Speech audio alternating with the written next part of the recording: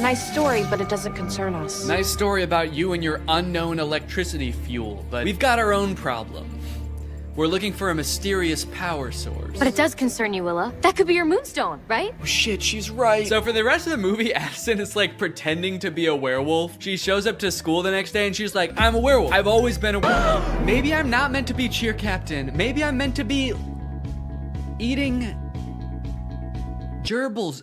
What do werewolves do? I actually don't know what they do. I know I am one, I just don't know what we do. Then we get the presidential debate between Zed and Bucky, and this is how all presidential debates should go. I'm a real human. There's no danger in that. They're real monsters. Man. What if they turn back? There should be singing, there should be choreography. One of the sides should be claiming that the other is a dangerous beast. And President Biden, how would you respond to that claim? He wants to eat me! He's trying to fucking eat me! The demolition of the power plant is imminent, so the werewolves rush there to stop the mayor from destroying all their moonstone. Via song? It does not go very well. Oh my god, dude, he said arrest them, not gas them. Colloidal silver. That'll tame those beasts. You know, for a government that just found out werewolves exist, they sure seem to have the exact chemical compound that would hurt them most. Colloidal silver shuts down their nervous system instantly. Just a hunch. Then Addison and the cheerleaders show up, and then Zed and the zombie show up, and now they're all singing, trying to convince the mayor to shut this thing down. Okay, at this point in the song, they're just having fun with it, man. They're just splashing around. I don't even think they're trying to convince the mayor anymore. He's not even in that part of the power plant. He's just standing alone in the main entrance now. You can hear music just vaguely echoing through the plant. Okay, I get it. I think I figured it out like 20 minutes ago, guys. Okay, so I've got good news and I've got bad news. The good news is they decide not to blow up the power plant. Stop the detonation. The bad news is the demolition guy accidentally does it anyway. Shut it off. I can't. And also, Addison finds out she's actually not a werewolf. Oh no, they sort of just look like regular people to me. You look like a teenager who lives outside. She's not a werewolf. Oh, that's so embarrassing, dude. We all saw you act like a werewolf. You dressed up like one and everything, dude. No! Don't worry, this movie does. And that is Zombies 2. And now it's time to talk about our sponsor. This video has been sponsored by...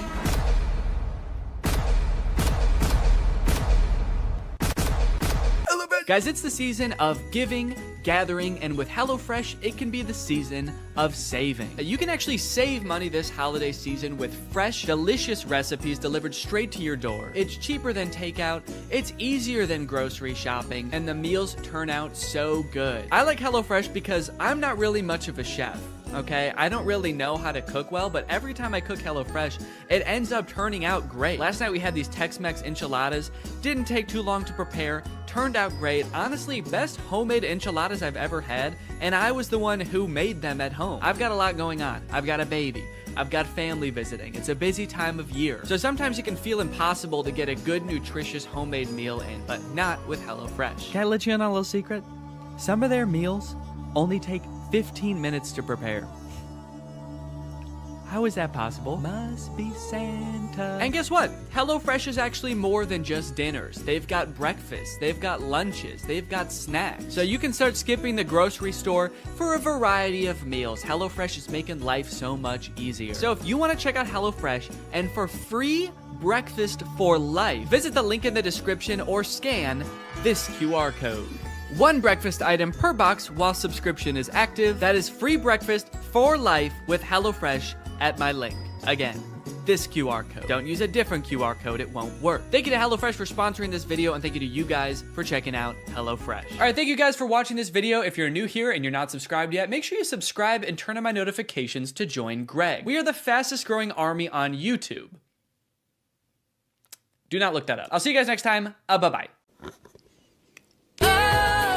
What's up, Greg? I've wanted to make a video about the High School Musical movies ever since I started making videos about DCOMs almost 5 years ago. More so as just an excuse to go back and watch them, because when I was a kid, I really liked these movies. And if you're a millennial, chances are you did too. And you were also too scared to admit that to any of your friends. I don't know why as an 11-year-old I felt the need to pretend that I didn't like a movie that was, you know, made for 11-year-olds. As if all my friends were gonna be like, High School Musical? I don't know, man. Sounds a little immature to me. I only watch watch war footage. I'm a very violent young man. Either way, something I did not realize as a kid is how low budget these movies were. The first movie was made on a budget of $4.2 million, which might sound like a lot, but Zombies 3, which is a newer DCOM, cost $40 million to make. In Zombies' defense, though, they needed the money. Those werewolf costumes looked pretty expensive. High School Musical was shot in just a couple of weeks at a real high school using real students as extras. In fact, they were so strapped for cash, they couldn't even afford a real title. Apparently, High School Musical was just the working title for the script, and they were like, we'll come up with a better one eventually, and then they didn't. I'm very excited to see if these movies hold up to my jaded adult eyes. So let's start with the first one. Let me introduce you to the two main characters of this movie, Troy and Gabriella. They don't know each other yet, but they're both on vacation with their respective families at a ski resort on New Year's Eve. And right away, this movie shows you everything you need to know about these characters in like 2 minutes. Get to the spotlight operator's credit, they actually do crush it. They both get up there and they're nervous at first, but then all of a sudden, Troy's voice, it's like it changes almost, actually. It's like his voice changes from his voice to like a professional singer's voice. Because that is what happens, actually. Living in my own world. Now who'd have ever thought that? I think this might be like the most well-known High School Musical trivia, but for the vast majority of the first High School Musical movie, it's not Zac Efron's voice singing. He had a voice double. His name is Drew Seeley, and he never appears on screen in the movies. He also apparently didn't even realize how big of a movie High School Musical was, and forgot that he had done the vocals for the movie until it came on the TV while he was working a shift at P.F. Chang's. Apparently, he tried to convince his coworkers that it was really him singing in the movie, and no one believed him. It's kind of funny because the whole point of the movie is kind of like, hey, basketball guys can sing too if they wanna. But not this basketball guy, actually. You don't want to hear this basketball guy's voice. So they crush the song. I should say something romantic. I gotta go find my mom. And then she vanishes. And he never sees her again. That's right, you thought the movie was gonna be about Troy and Gabriella? Nah. No, the rest of this movie is about Troy and Viking Boy. Flash forward, Troy returns to his high school, East High, where he is seemingly a god amongst men. And then, actually, I don't remember this scene. Yeah, I don't know what happens here at all. Looks like the teacher is about to maybe give some kind of speech about today's sponsor? This video is sponsored by the Pokemon Company International. And they've sponsored this video because they want me to share some very exciting news with you. A Pokemon Day celebration is taking place in Pokemon Trading Card Game Pocket right now. There's a new themed booster pack, Triumphant Light. And players can receive 3 booster packs for free just by logging in. And these booster packs, mind you, are guaranteed to contain at least 1 card of 4 diamond rarity or higher. By completing special missions, you can also obtain a unique display board, as well as Space-Time Smackdown packs, 500 trade tokens, 12-pack hourglasses, 24 Wonder Hourglasses, 24 Trade Hourglasses. Not to mention, at the end of March, ranked matches are coming to the game. So get your favorite decks ready and get ready to battle, baby. Pokemon Trading Card Game Pocket is a free-to-start game, available right now for download on iOS or Android. So go to this link or click the link in the description to join now. Log in, have some fun, and enjoy the Pokemon Day celebration. And now back to Troy. But unbeknownst to him, there's a new student at East High. I reviewed your impressive transcripts. I expect your light will shine very brightly here at East High. I don't want to be the school's freaky genius girl again. Freaky genius girl? What did you do at your last school? Troy notices that Gabriella is sitting in the back of their drama class, and not to be nitpicky, but this drama class scene lasts for 2 minutes, but the class happens in real time from start to finish in that 2 minutes. The bell rings. They sit down, the whole class gets detention, and then the bell rings again and they leave. How long is a school day at East High? Is it like 15 minutes? Troy shows Gabriella around, they catch up a little bit, and it is revealed that, on the other hand, I guess it would also be weird if they didn't sing when everyone else was. At the end, when they're all singing, we're all in this together, Corbin Blue's just standing around like, this is lame. There's 2 parts in the song, though, where Troy like stops rapping to sing from the heart about how he wants to do the musical. She makes this feel so right. And should I go for it? What do you mean she makes this feel so right? And should I go for it? Gabriella doesn't want to do the musical. It was your idea, and she said no. Don't drag her into this. This girl's making me crazy. No, you're crazy. You already were, and then you met a girl. That's what happened. Also, Zac Efron is 5'8", and presumably so is everybody else on this basketball team, because they're all like the same height, so how good exactly are they at basketball? Okay, gone. Wow, where'd he go? Pay no attention to the fact that as he turns the corner, he probably fully saw Troy like... Meanwhile, Troy's dad is just standing there like, huh, that's weird. Could have sworn I saw basketball. Now, when we see the auditions, it becomes immediately clear that while Ryan and Sharpay are basically made out to be the villains of this movie because they're so overprotective of their theater department, they are completely in the right to do so. Not because their audition is really good, which it actually is, but because everyone else's is so bad. It's hard to believe That I couldn't sneeze. It seems that no one else in this entire school can even sing. It seems like they actually don't even have a concept of what music is. So like, yeah, I would actually be hoping I got the lead too. It is funny how they all act like they can't sing, and then anytime there's like an actual musical number as part of the movie, every member of the student body sings their heart out like the Renters do. What's going on there? So Troy shows up to audition, and then Gabriella shows up too. I guess, turns out she actually did want to audition. I don't know. I don't know if Troy threatened her or what, but she shows up. But they are too late to the actual audition, so they don't get to audition in time, but they stick around afterwards and just sing an audition anyway. And Miss Darbus, the director, hears them and decides, you know what, you guys get a call back. Understandably so, she's working with a very small talent pool. Here comes two people who know what a song is. She's got to hold on to that. You're supposed to believe he doesn't see them set up a webcam right in front of his face to record him shit-talking his girlfriend? They might as well be filming on like a giant hand-crank film camera. The kind where you got to put a blanket over your head to even see the image. Troy 100% sees the camera and does not care who sees what he's saying. The thunderclap. Gabriella is not important. After this happens, Gabriella doesn't want to talk to Troy anymore, and this really hits Troy hard, as you can see here. The pain is manifesting itself in Troy physically here, as he can't even shoot a basket without experiencing immense physical trauma. Aren't basketball players supposed to be good under pressure? Especially the captain of the team. Seems like this whole movie we've seen nothing short of the psychological unraveling of Troy because he sang with a girl one time. Hey, we just had another team meeting. We just had another team meeting, man, and we just wanted to say... we forgot about JJ Buckets Jenkins, class of 1984. Does that change your mind? So later, Troy sneaks up onto Gabriella's balcony. Again, huge house, no explanation, to try to win her back. It feels so right to be here with you. Okay. Yeah, I don't remember this part being so pitchy, but this actually is Zac Efron's voice. Here with you. Yeah, this is very uncomfortable. Can we get Drew Seeley in here, please? Start of something new.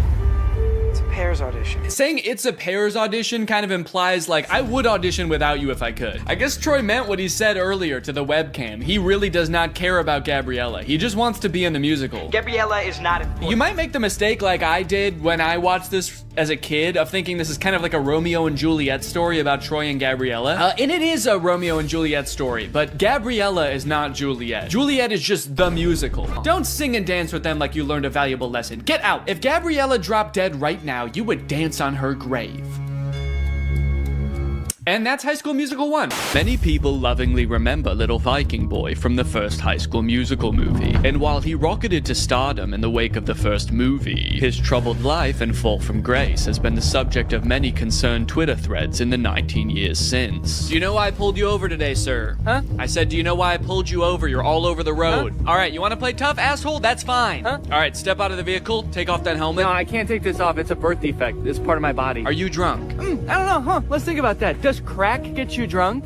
Let's think about that for a second. Let's all think. Does crack get you drunk? After 15 DUIs and 3 counts of kidnapping exotic animals, little Viking boy was sentenced to life in prison. Authorities claim that it's here he became head of an extremist religious cult. His followers helped him escape in 2023, and his current whereabouts are unknown. Although he does occasionally post to Instagram to frantically proclaim the end is near or post a brand deal. Every morning I wake up and I drink 6 bangs. High School Musical premiered to 7.7 million viewers, a record that has only been broken a handful of times in the nearly 20 years since. But one of my favorite things to come out of the success of this movie, which I totally forgot about until I was making this video, was the live concert. I forgot about this until I went to the library to check out the DVDs for the 3 movies, and they happened to have a DVD of the recording of High School Musical in concert. This feels pretty unusual even to this day for a Disney Channel movie to put together a live touring concert featuring the actual cast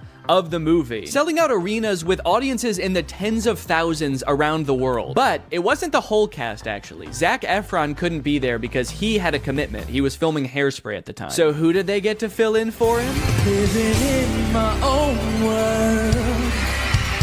Didn't understand. It's Drew Seeley! Drew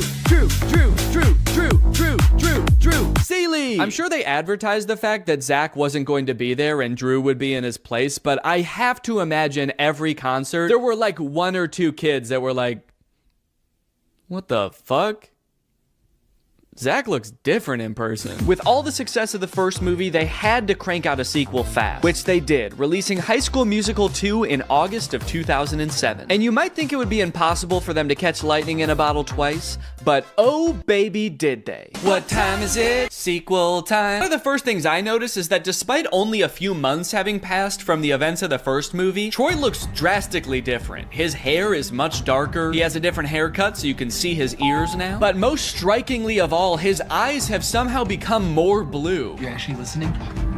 His eyes were already pretty blue in the first movie, but they're piercing in this film. It is scary. Get some contacts, you freak. The class immediately erupts in celebration. They throw their papers in the air, start dancing around, and did Chad just kiss his teacher on the neck?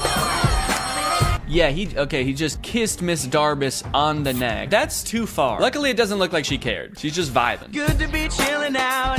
We finally get to hear Zac Efron actually sing in this song, and I hate to admit it, but he sounds pretty good. I'm sorry, Drew. Your services are no longer needed. The song ends. There's silence. Why does he do that? Now, the trouble in this movie begins because Troy wants to make some extra cash this summer. His parents are making him pay for college, despite them clearly being very wealthy, taking vacations at ski resorts, and living in a literal mansion. But I gotta get hired first. Me too. I'm saving up for a car, so I can take that little hottie on a proper date. You can't see it, but he's actually not talking about that girl in his grade. Miss Darbus is just standing right outside of frame. This post-workout scene has a lot of gems, like Mr. Bolton's insanely long shorts. Dude is criminally insecure about his knees. Also, Troy about to drink from an entire gallon of milk from the fridge. And then he gets a phone call revealing that his ringtone is "Get Your Head in the Game." Uh-oh. Is that a real song in this universe? So in the first movie, it seemed like Sharpay might have had a little crush on Troy, but in this movie, she's got a big crush on Troy. She's like, he's the most popular guy in school, and I think I'm the most popular girl in school. It's a match made in heaven. So she pulls some strings at her family's country club to get Troy a summer job there. The only catch is Troy requests to get like the entire school hired, and somehow that works. So Troy shows up because they are just kids. So some of the insane demands that their job is asking of them is just like, hey, can you show up to work on time and make sure you clock out at the end of your shift? And the entire student body of East High is like, we're in prison! They're not gonna pay us until we provide a service? What kind of dystopian universe is this? Mr. Fulton is 100% correct to be strict, by the way. Several times throughout this movie, he catches them doing things they're very clearly not supposed to be doing. If I was a basketball recruiter and I saw that championship game, I would be more concerned about come back and win the game like nothing happened. And then also how they all sang a song after that. That's what I would be concerned about. But yeah, I'm sure he played well too. I'm not really sure what prompts that reaction. They're like, you know, we could do a lot of great things for your future. We really want to help you, Troy. And he's like, I don't know. I'm getting the fuck out of here, guys. See ya. If that were Mr. Bolton there instead of Troy right now, he'd be barking like a dog. Pay's dad let me play a few holes and then invited me to dinner with some U of A alumni. Really? Oh, wait, Troy's dad is fixing up a car. Look, he has other hobbies. Good for him. Granted, he is propping up the hood of the car with a basketball, and there's more basketball and hoops in the background. And I do kind of feel like if we could see what he's working on, there would just be 5 basketballs where the engine is supposed to be, but it's a step in the right direction. Troy's dad, surprisingly, is all for Troy going for the basketball scholarship. Nothing wrong with keeping your eye on the prize. And that's great. I totally agree with that. Troy should capitalize on these opportunities he's been given, but he should try to make his girlfriend and his friends a priority too. However, that is not what Troy does. Hey, I almost forgot. Get back in the kitchen, you broke motherfucker, and get your money up. Typical high school jock, always doing cool spin dance moves. It's a gift from the guy.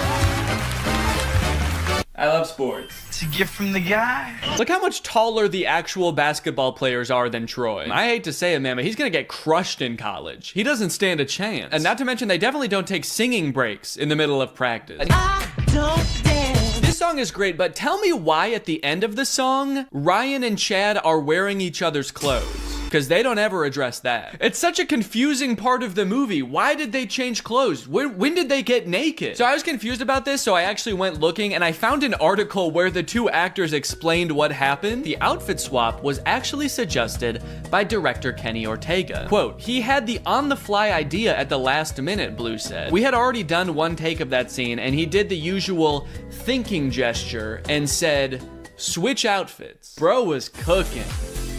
Bro was, I don't know what he was cooking, but bro was cooking something. Well, you missed out on a fun night. Hell yeah, dude. You know, powerful lyrics aside, I actually have no clue what he's decided on at the end of this song. He's kind of just like, you can bet on me. I'm gonna end up on top. I got this. And it's like, what are you actually gonna do, though? Are you gonna get Gabriella back? Are you gonna do the talent show? He's like, no, I was just gonna stand on top of this mountain for the rest of the summer, actually. No one can be mad at me up here. The end of this movie is messed up. Sharpay actually turns her act around. She previously got the Wildcats banned, and that's the end of the movie. And now I'm very excited to watch the third movie. But before I do, there's something I need to address. I feel like there's something deeply wrong in these movies. And I feel like I'm finally starting to get a handle on it. These movies, like, they don't really feel like musicals. And it took me a while to figure out why. So to explain it to you, we're gonna have to go back to medieval Europe. In a French town in 1518, some 400 people became inexplicably overcome by an urge to dance. They did so for weeks on end. This dancing plague, as it was later coined, lasted for months and only ended when participants were either so exhausted that they collapsed or so exhausted that they were dead. Authorities tried to stop the dancing, even hiring musicians to play vigorously to try to help them get all the dancing out of their system. This, of course, made things much worse. This event has baffled scientists and historians for years, but many believe it could be the result of a particular type of food poisoning. Yeah, crops like rye can end up growing a type of fungus that basically makes you crazy. Could it be that this is what's happening at East High? In the High School Musical universe, the characters, they sing and they dance, and at first you might think this is just like any other musical. Realistic depiction of how they're feeling. But a closer look reveals something shocking. Well, firstly, sometimes they definitely are actually singing, like at the karaoke party. Now, you might think that a moment like Get Your Head in the Game is totally different. You know, that song doesn't really exist within this universe. But what is Troy's ringtone in the second movie? But how could an entire school become poisoned by a rare fungus? This man, who convinced us he had relevant qualifications, believes it could have been a certain freaky genius girl. It could be that by growing a fungus in a lab, Gabriella was able to manufacture a sort of singing and dancing craze to control Troy, who I'm pretty sure would have never done all of that stuff had he not been under some kind of drug-induced hysteria. After all, Troy is so cool and singing is for weirdos. So it could be the fungus, or maybe Gabriella's some kind of fucking witch. The High School Musical bonus soundtrack. You love High School Musical hits like Get Your Head in the Game. Well, now's your chance to own the extended soundtrack. Like Coach Bolton's Crisis. What's up, guys? I'm 16. I'm the new player on the basketball team. I'm really excited to play. Yeah, Mr. Bolton, we know it's you. And Gabriella's on the news. A little boy drowned in the pool. Oh no. A little boy drowned in the pool. No. Where was the lifeguard? Having a picnic. And a preview of the finale song from High School Musical 3. We're all friends together with each other. We're all together at the end again, and we're friends. We're still friends. And classmates, we go to school together. We learned a lesson, and now we're gonna switch clothes. Gift from the guy. High School Musical 2 broke the premiere record that the first High School Musical had just set. Instead of 7 million viewers, this one had 17 million viewers. So of course, they had to make a third one. High School Musical 3, Senior Year. The only one in the franchise with a subtitle. Now, outside of the fact that they're all seniors in this movie, which I can tell by the title of the film, I actually know next to nothing about this one. I've never seen it. Yeah, I know I made it sound like I was a really big High School Musical fan, but by the time the third one came out, I was 14. And unlike the first two, this one came out in theaters. And as a freshman in high school, I was much too embarrassed to ask my friends if they would go see a High School Musical movie in theaters with me. So I decided it would be way less embarrassing if I waited until I was 30 years old to watch it for the first time in front of millions of people. And we're back at East High, baby. Zach's playing basketball. There's a dog in the crowd. Is this an Air Bud crossover? Zach's like, oh, my head's just not in the game tonight. Can we get in the sub? This gold lab comes in and just slam dunks it a couple times. In value than the other two. I'm curious to see the budget on this bad boy. Because this movie looks like they actually, like, lit it. The other two just kind of look like they set up cameras and started filming. But there's lights in this one. So now they're having like the biggest high school rager ever, and they expect us to believe that they're not in. I sense a conflict in the movie. Troy's going to University of Albuquerque to play basketball, and Gabriella is going to learn how to create the singularity at Stanford. So they sing a song about cherishing the present moment. Did they like challenge themselves to make a song with no dancing in this one? They're like, what if we just sat for a whole song? Oop, now he's up. Oh, that was it. That was the whole dance. Nah, it doesn't work with this song. University of Albuquerque, like a really good school for basketball? I feel like I've never heard of them before. All the basketball players are like, we gotta get to U of A, man. It seems like that's just like the closest college that has a basketball team. Meanwhile, Gabriella's going to Stanford, Sharpay's going to Juilliard, and they're like, I don't know, we can go play basketball down the street. For the record, the reason I've never heard of the University of Albuquerque is because it's a Catholic liberal arts school that actually, closed in 1986. All of a sudden, he doesn't know if he wants to go to Juilliard or U of A. See, he really never did care about Gabriella. He just wants to sing. Somebody just let this kid sing. Just tell him it's okay. Imagine having everything. Jeez, that song started so abruptly. No intro. No build-up. It's kind of scary. They're just spending like an unnecessary amount of time being like, these two are in love, okay?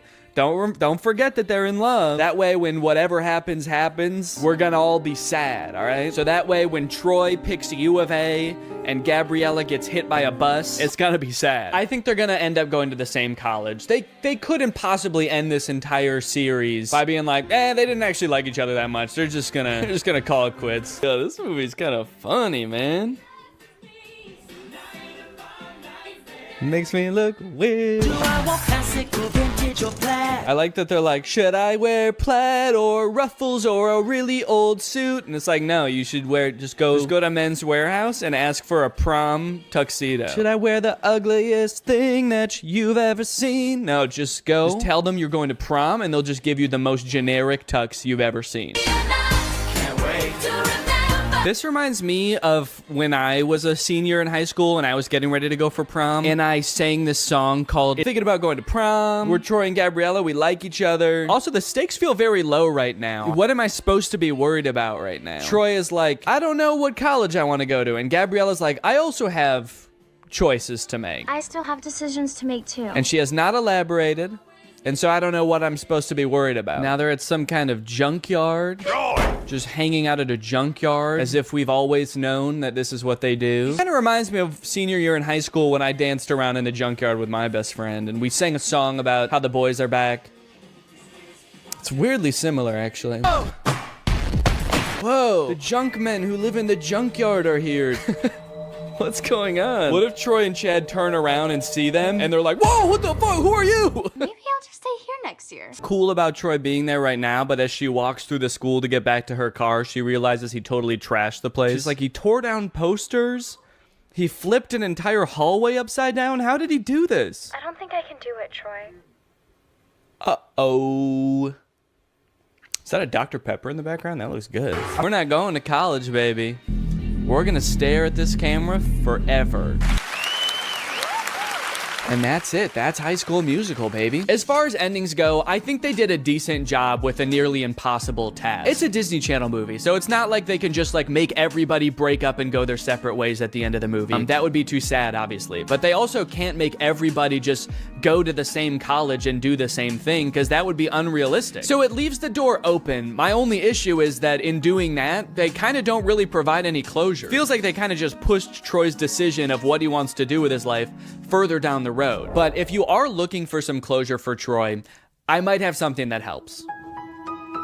I mentioned earlier that the character of Troy was inspired by one of the writer's real high school teammates. But when I read that for the first time on Wikipedia, I was surprised to find that that teammate has his own Wikipedia article. And that's because that classmate, Lynn Swann, went on to be a professional football player, playing for the Pittsburgh Steelers and winning the Super Bowl 4 times. This man is the real-life Troy Bolton, and that might be the least interesting thing about him. In fact, he might not even know. It really helped you in your game. All the things that ballet taught you, you applied that to the football field. Touchdown, Pittsburgh! Did you catch any flack from your teammates about taking ballet? I mean...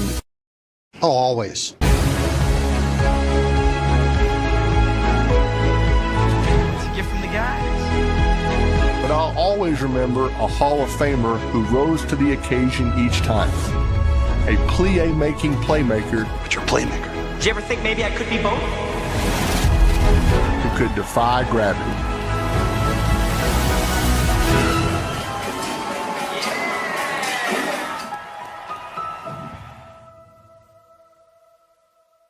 What's up, Greg? New technology truly fascinates me. A new gadget being introduced to the world has the potential to change the way we live, learn, and communicate. Or, more interestingly, it could flop and become a laughingstock of the internet. Which is why a few weeks ago, I was thrilled to discover the unveiling for a project called the Humane AI Pin. This might be the worst product presentation I've ever seen for one of the strangest products I've ever seen. Apparently, Humane AI is a new tech startup founded by 2 former Apple employees and current lovers, Imran Chowdhury and Bethany Bongiorno. Their mission is building innovative technology that feels familiar, natural, and human. Okay, first thing that's sticking out to me is that none of those words were useful. Also, do I really want my technology to feel more human? I've never wished my MacBook to be more fleshy. Also, Humane AI is such an unsettling name for a company. I'm sorry. You lost me right off the bat. I feel like the only times I ever even hear the word humane is when we're talking about like factory farming or something. Don't worry, dude. When this AI takes over, it is going to be super humane in the way it slaughters us. It will not violate the Geneva Convention, unlike other AIs, Siri. All right, let's go ahead and watch the product presentation and let's see if you think it's as weird as I do. Welcome to Humane. Thank you. This is the Humane AI Pin. Cool. It's a standalone device and software platform. So the intro does have a very threatening aura about it, doesn't it? The sterile white room. They're both so serious and they're unboxing a mysterious device. I feel like I'm about to be tortured for information. Oh.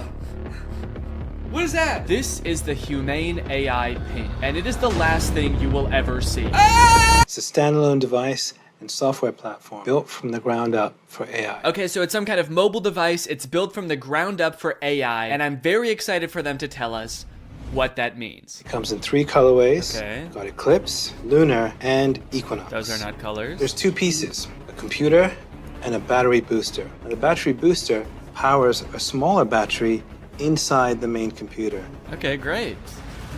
What does it do? And this is how we achieve our all-day battery life. Oh, great. It's got all-day battery life. That way you can spend all day. There are no wake words, so it's not always listening or always recording. In fact, it doesn't do anything until you engage with it. Okay, thank God. So it doesn't record me. That's good to know. For a second, I was worried that it almost had one feature. Who is this for? What kind of person needs to hear about what colors a device comes in before they'd even consider hearing about what it actually does? Also, 2 of the colors are black.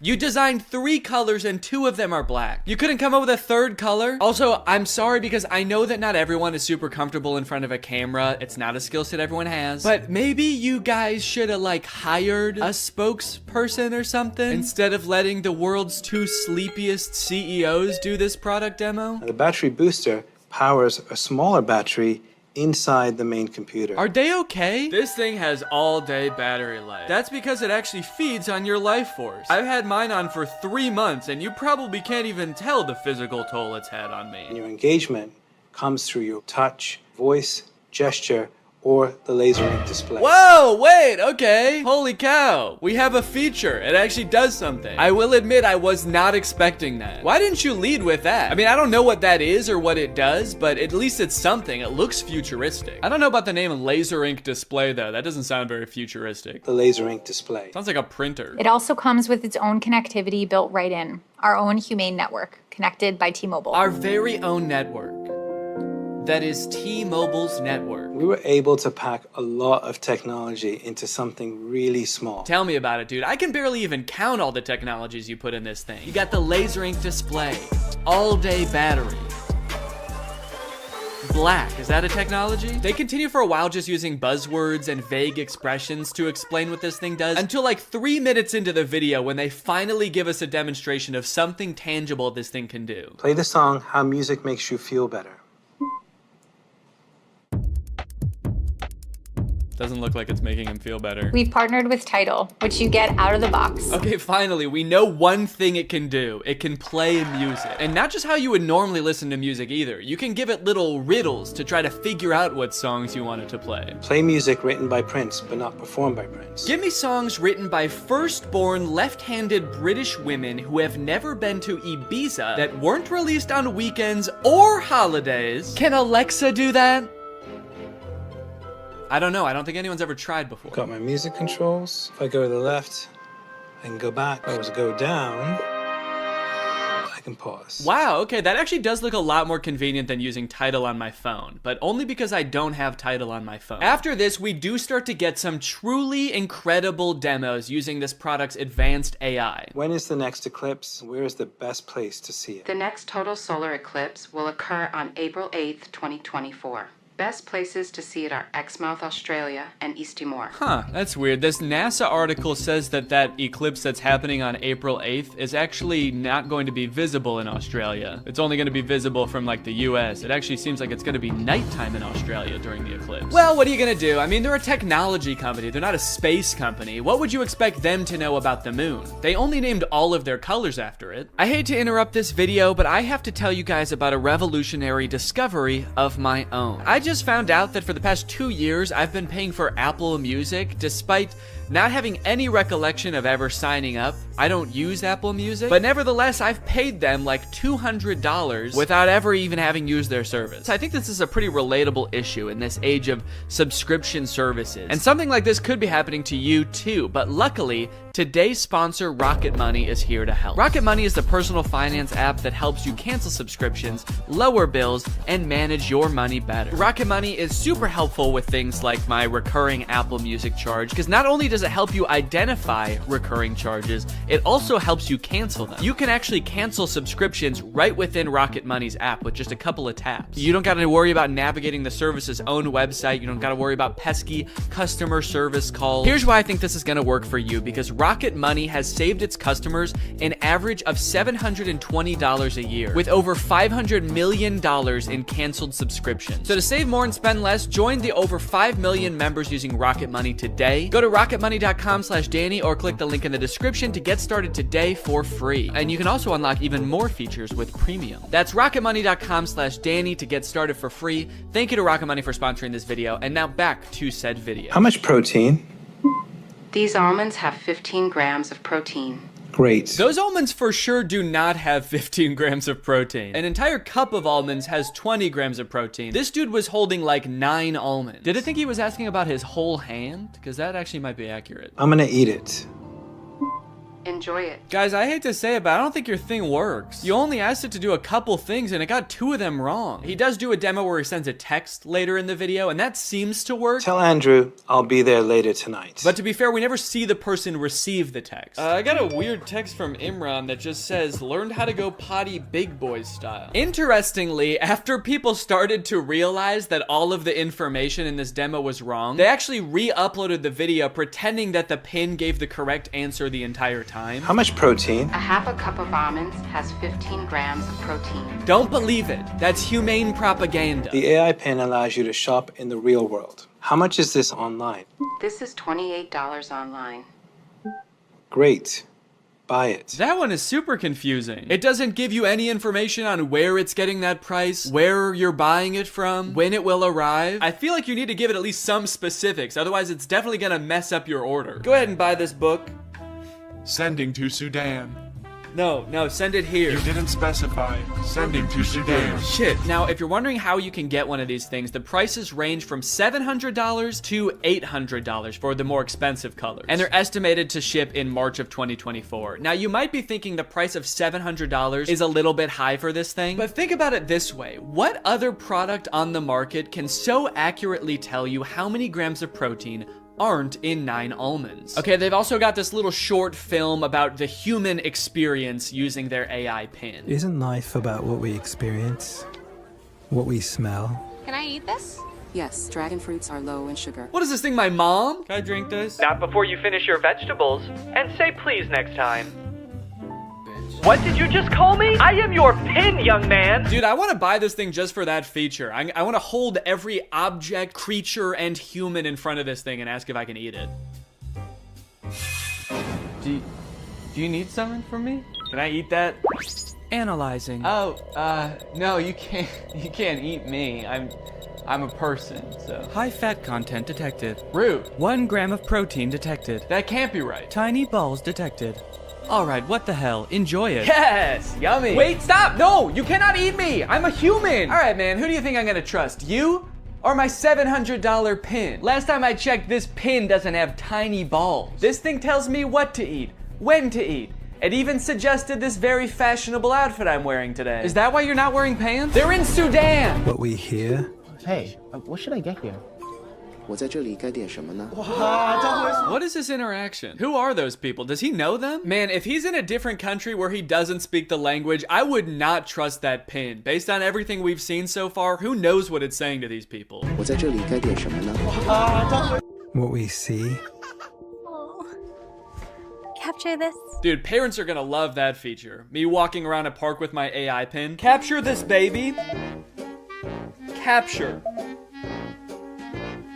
Kidnap this child. So after watching all of this, I have 2 thoughts. The first being, maybe someday this will be like a revolutionary product that changes the way we all interact with each other. Maybe we're just seeing some hiccups now, but a few product generations down the line, this thing is really gonna take off. It'll be more refined. It will know where the moon is. But the second thing is, I have a lot of questions about this product. For one, how is this better than the phones we have now? More specifically, why can't all of the features of this thing just be built into one app in a phone? And what if you don't want to be talking to your chest every time you need to Google something or text someone? Well, this thing started to pick up some traction online, and eventually the founders ended up on CNBC, where the hosts seemed to have a lot of the same questions. Doing this right now is Imran Chaudhry. He's chairman and president of the company. I'm Bethany Bongiorno. She's the CEO. We're also very scared of them. That's why we've sat them as far away from us as we physically can. We actually ordered this giant table when we found out they were coming. I don't know if can we get the camera so people can see just what we're talking about in case? Imran, you can't see as much because it's black, so it blends in with your jacket. It's black. Imran's just sitting there like...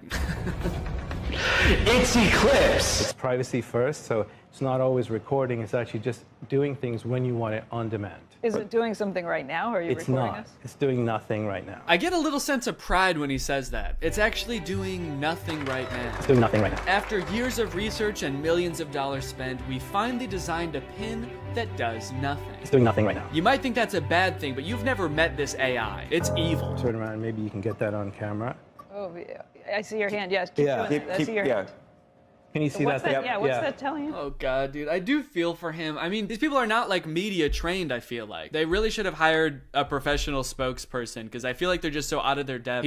He's got like the worst camera angle possible to show this thing off. His hand is shaking. Imagine a little alert pops up on the screen that's like, high heart rate detected. Is Squawk Box the name of this show? I'm not familiar with it. I never heard of this before. Or is this some kind of jab at their device? Formal Apple designers peddle their snake oil Squawk Box. You can use it however whatever you want. Like what? Like what? Tell me something you would use that for. Okay, it sounds like this host is thinking the exact same thing as me. What is it? Tell me one thing. Then they just start like drilling them. They don't even let either of them finish answering their questions. They just like are bombarding them with reasonable questions about this device. That you've got in, stuff that you do just all the time. How would I know without seeing a screen? A user LED called. So that's what I want to ask you about. This is brutal, man. Let the poor guy speak. Just at least let him finish answering your questions, man. I mean, he's not actually gonna answer them. He's probably just gonna say AI over and over, but just let him finish his sentence. Sometimes I'll be at a meeting, right? And I'm sneaking under the desk to look at my email because that's, and I can't say, hey Siri, tell me my email. I mean, that's actually a really good point. The only way to interact with this device is to talk to it or to use this weird clunky laser jet display, which I don't even think you can type on. So if you want to text someone, you have to say it out loud, which just does not seem practical at all. So is this device gonna revolutionize technology as we know it? There's probably only one way to find out, and that's that I'm gonna have to buy it and review it when it comes out. So let me know if you guys want me to do that, and maybe I will. I hope you guys enjoyed this video. If you're new here and you're not subscribed yet, make sure you subscribe and turn on my notifications to join Greg. I'll see you guys next time. Bye-bye. After MGK released his song Emo Girl and then followed it up by appearing in a bunch of insane interviews with Megan Fox talking about their love life, I think we're pretty good on MGK for a while. We don't need any more music. We don't need any more public appearances. We're good. We don't need to know any more about MGK's personal life. And folks, I think MGK finally took notice and he listened. He said, all right, look guys, I get it. No more music, no more interviews. I'm gonna take some time and I'm going to release a stoner comedy movie instead. So he hunkered down and he wrote and directed this movie Good Morning, which currently has a 0% on Rotten Tomatoes. We got a good thing going here. 2 movies in a row with 0% on Rotten Tomatoes. What's the opposite of a Renaissance man? You know how people, when people can like act and sing and direct, like Donald Glover, people call him a Renaissance man. MGK is like a Dark Ages man. MGK is a medieval man. Also, sorry if I sound sick. Sorry. The moment this movie starts, MGK, aka his character London Clash, gets kind of a weird good morning text from his girlfriend Apple. Who's texting me? Oh, it's Apple. The text say, I wish I didn't have to do this through text, and then good morning, but she spells morning with a U. Now you might think that this would make London a little bit confused, but then realize, oh, it's just a typo. And you'd be right. He does have both of those thoughts. The problem with this movie is that the entire movie takes place between those two things happening. This entire movie is about MGK being confused about what those texts meant. Before he gets too concerned, he has to Google what morning with a U means. He's like, my fans are probably young enough that both of their grandparents are still alive. I should probably explain what morning is. Well, today should be interesting. Yeah, they let you know right away that this movie was written by a millennial. Well, today's gonna be kind of weird. MGK wrote the entire movie like this. So this just happened. Yeah, so the conflict at the beginning of this movie is that London thinks that Apple is breaking up with him. That text was a breakup text. Sorry to have to do this through text. Good morning, as in like happy morning our relationship? What kind of person is Apple that he assumes the text good morning means have a good time with your depression now? Look, this relationship isn't working. We're just growing apart. I just feel like you need to have a happy morning now. A happy grieving to you, good sir. When they introduce this character, she better be like wearing a top hat and carrying around a cane. It's gonna make a lot more sense when that happens. Good morning, good morning. Today might suck, guys. I'm adulting today. All right, guys, it's time to attend the MGK School of Acting. You're about to step into an ice-cold shower. How do you react when the water hits your body? Shiver! Rub your arms to make yourself warm. Okay, those are good answers. Let's ask Professor Gun Kelly. Ooh, sorry, you guys all get Fs. Your punishment? You have to look at MGK's ass. That is just horrendous. I never wanted to see that. You know why it sucks when you're going through it with your partner? You're not going through it with your partner. She sent you one understandable typo, dude. Everything's fine. You're fine. Yo, does this look like a breakup text to you, or am I tripping? Yes. Yeah, dude, take it from the weirdest looking man you've ever seen who falls asleep in his cereal mid-conversation. That's a breakup text. I don't mean to shame this man's appearance. I think Cody Ko looks great here. This is Cody Ko if TMG made hyperpop music. This man has never sent a normal text in his life. I'm surprised he wasn't like, no, that's about as incoherent and cryptic as I usually am in my text. You're probably fine. His friend is clearly sick. At the beginning of the scene, he throws up on the microwave, and at the end of the scene, he drowns in his cereal bowl, and MGK leaves him to die. MGK, your friend is sick. Help him. And so am I. Goddamn. Also, just like a fun little continuity note, at the beginning of this scene, there wasn't a water bottle on the table, and then at the end of the scene, there is. So, that's probably why this movie has a 0% on Rotten Tomatoes. Ass continuity. I'm a stickler for details. Meet Kennedy. Uh-oh, guys. Megan Fox is here, and she is not like other girls. Megan Fox plays a girl named Kennedy, who's actually not the main love interest in this movie. Her character is actually lesbian, and at the beginning of this movie, MGK explains how, like, she hates boys, but she lives with all these boys, and so she's moving out, which MGK explains right after he forgets his line. It's in rice. Come on, you got it, dude. You wrote the movie, you should know it. Please don't move out. Yes, he did it. He remembered. It's a pretty long line. I'll cut him some slack. Throughout the beginning of the movie, they're constantly introducing new characters, and every character in this movie has some kind of weird quirk. This friend, like, did too many drugs at a music festival, and now he's kind of loopy. This guy is always throwing water balloons at people. This guy, like, smokes a lot of weed. It seems like MGK wrote this movie with just a bunch of crazy, weird characters, because the only, like, joke that he can think of to put in this movie is another character saying something weird or dumb, and him just kind of looking at them being like, that was kind of weird or dumb. Mercury is in Everglades. It's retrograde, Leo. Every time he introduces a new character, there's narration that explains what the weird quirk about these characters are. This is Angel. Meet Maxine Goldberg. But they kind of don't, like, explain really what I want to know about these characters. This is Dylan. I met him when he was working at In-N-Out, and he used to hook me up with free burgers and shakes. He's been my boy ever since. We don't care that he used to work at In-N-Out. That is so irrelevant. Please tell us why he's so sick. Why is he throwing up and passing out? That's more interesting. The reason that London Clash is so rich and cool that he lives in Rice Gum's house is that he is an actor. So throughout the movie, he's doing actor type things. Like, he films this self-audition tape. I don't really know what he's auditioning for. It kind of seems like he's auditioning for everything and also nothing all at once. Okay, this is my impersonation of Draco Malfoy. Looking for drugs. Where's the pot, Potter?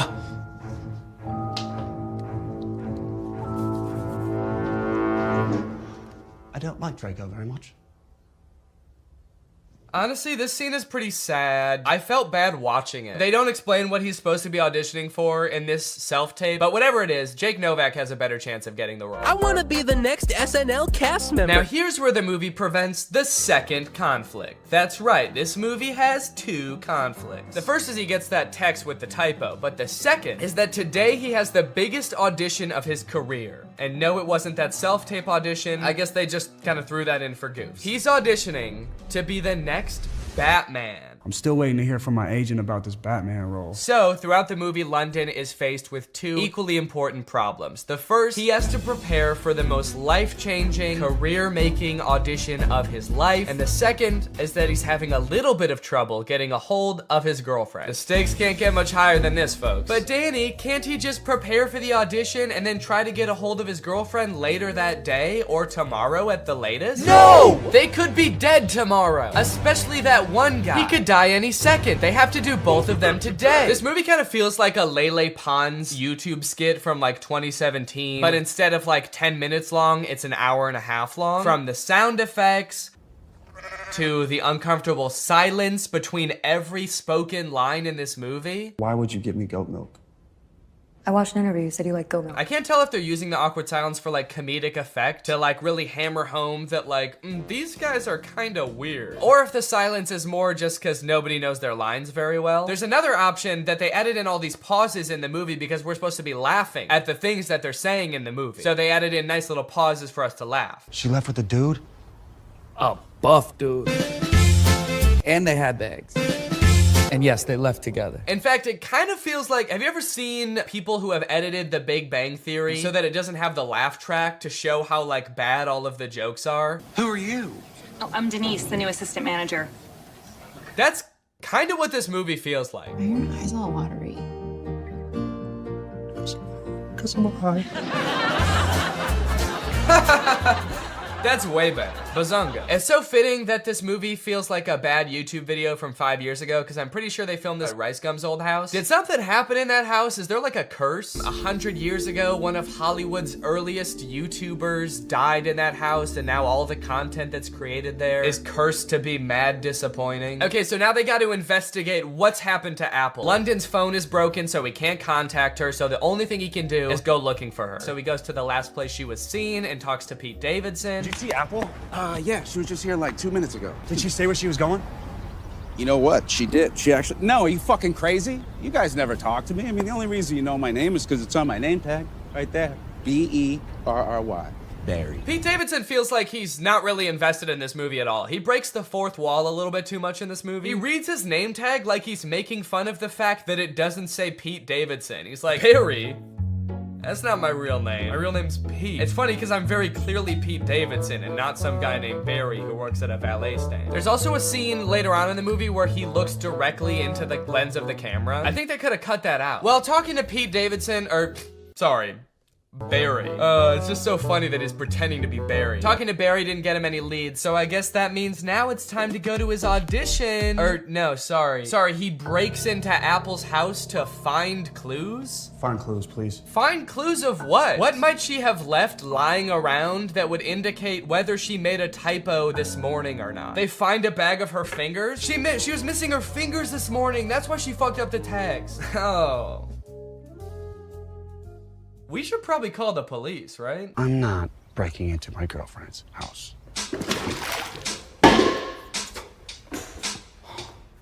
Can't believe I'm breaking into my girlfriend's house. Me neither, dude. Your life is pretty crazy. London Clash is so dumb. He makes the worst decisions at every move in this movie, okay? While they're in Apple's house, one of London's friends knocks over every single urn on the mantle, and ashes go everywhere. And so they're like, oh shit, we have to put back the urns and then refill the ashes. But they're like, the only problem is, where are we supposed to find ashes? Where are we gonna find enough ashes to fill up these urns? But like, they didn't lose the ashes. They all just fell on the floor. They could just sweep them up and put them back in urns. It's like MGK was like constantly forgetting what previously happened in movies, and so the plot is being driven forward by things that just aren't problems. So anyway, as I said, this is a stoner comedy. You can probably guess the solution they think of to produce a bunch of ashes to fill back up the urns.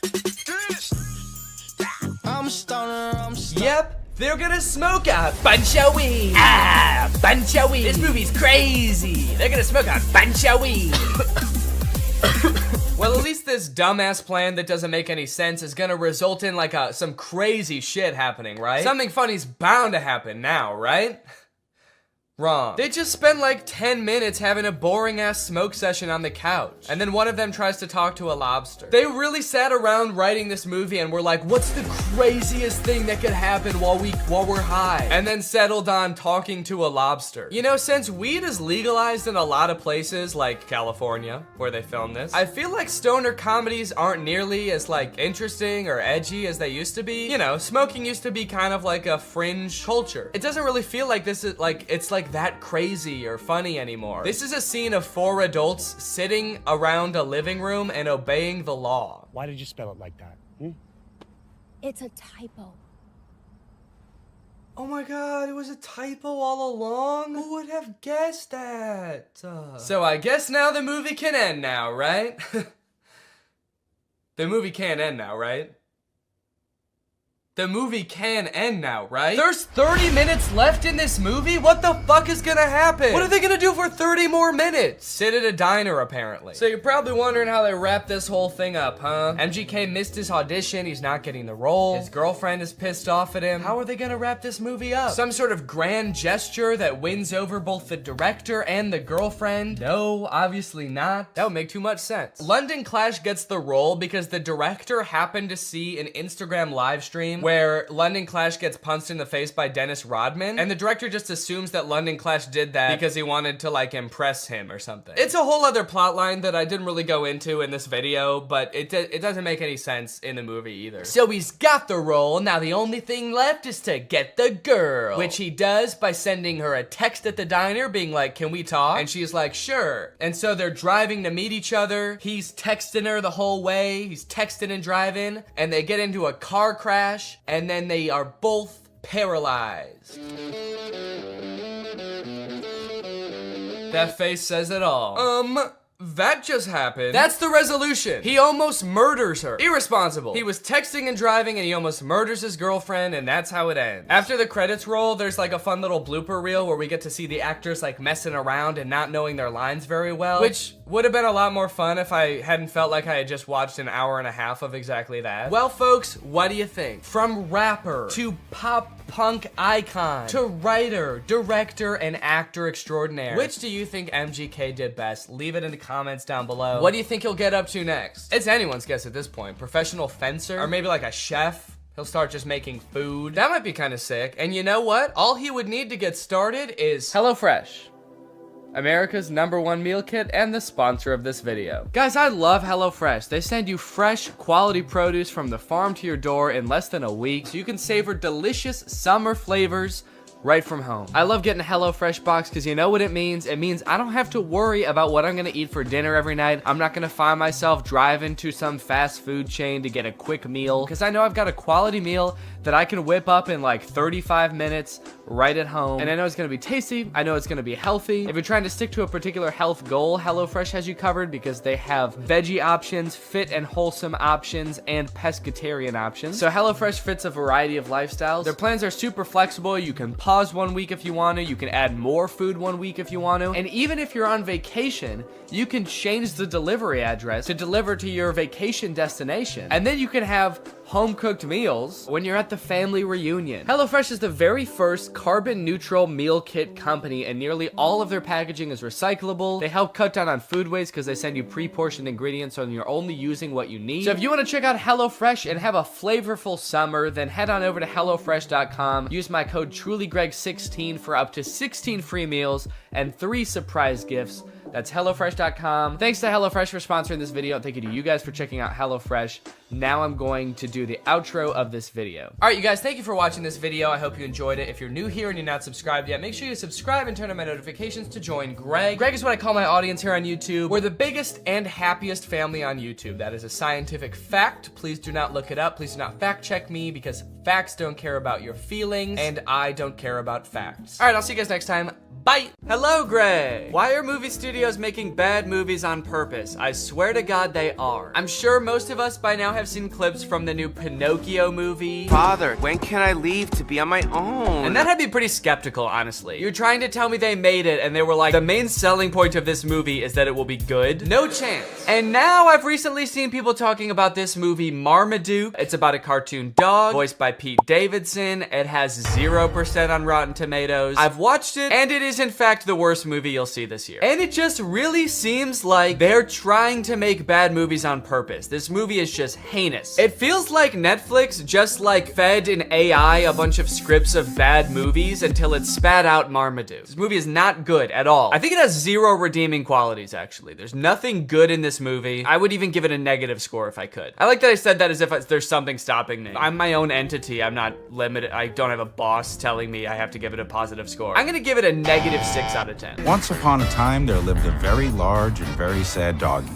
His family got mad at him just for being himself. We begin with a narration from Pete Davidson himself, who could not sound less interested in explaining the exposition of this movie. Marmaduke was some fucking dog, dude. I don't care. I'm dating a Kardashian, man. You think I need this? I personally don't have a problem with Pete Davidson. He's a funny guy. He was not up to the task of being the main character in this movie. This is a cartoon dog. You need someone with like a crazy range. Pete Davidson's emotions range from high and please down to high and indifferent. That's about all the variety you're gonna get out of Pete Davidson. After watching the movie all the way through, I'm not even 100% sure that Pete Davidson even knows he's in this movie. I haven't seen Pete Davidson do any promotion for this movie. I don't think he's done interviews talking about, you know, getting into the role of Marmaduke. I would not be surprised if they just like took audio excerpts of Pete Davidson from like other TV shows and just like found a way to make a movie about a dog around them. You can't ban me from Billy's party.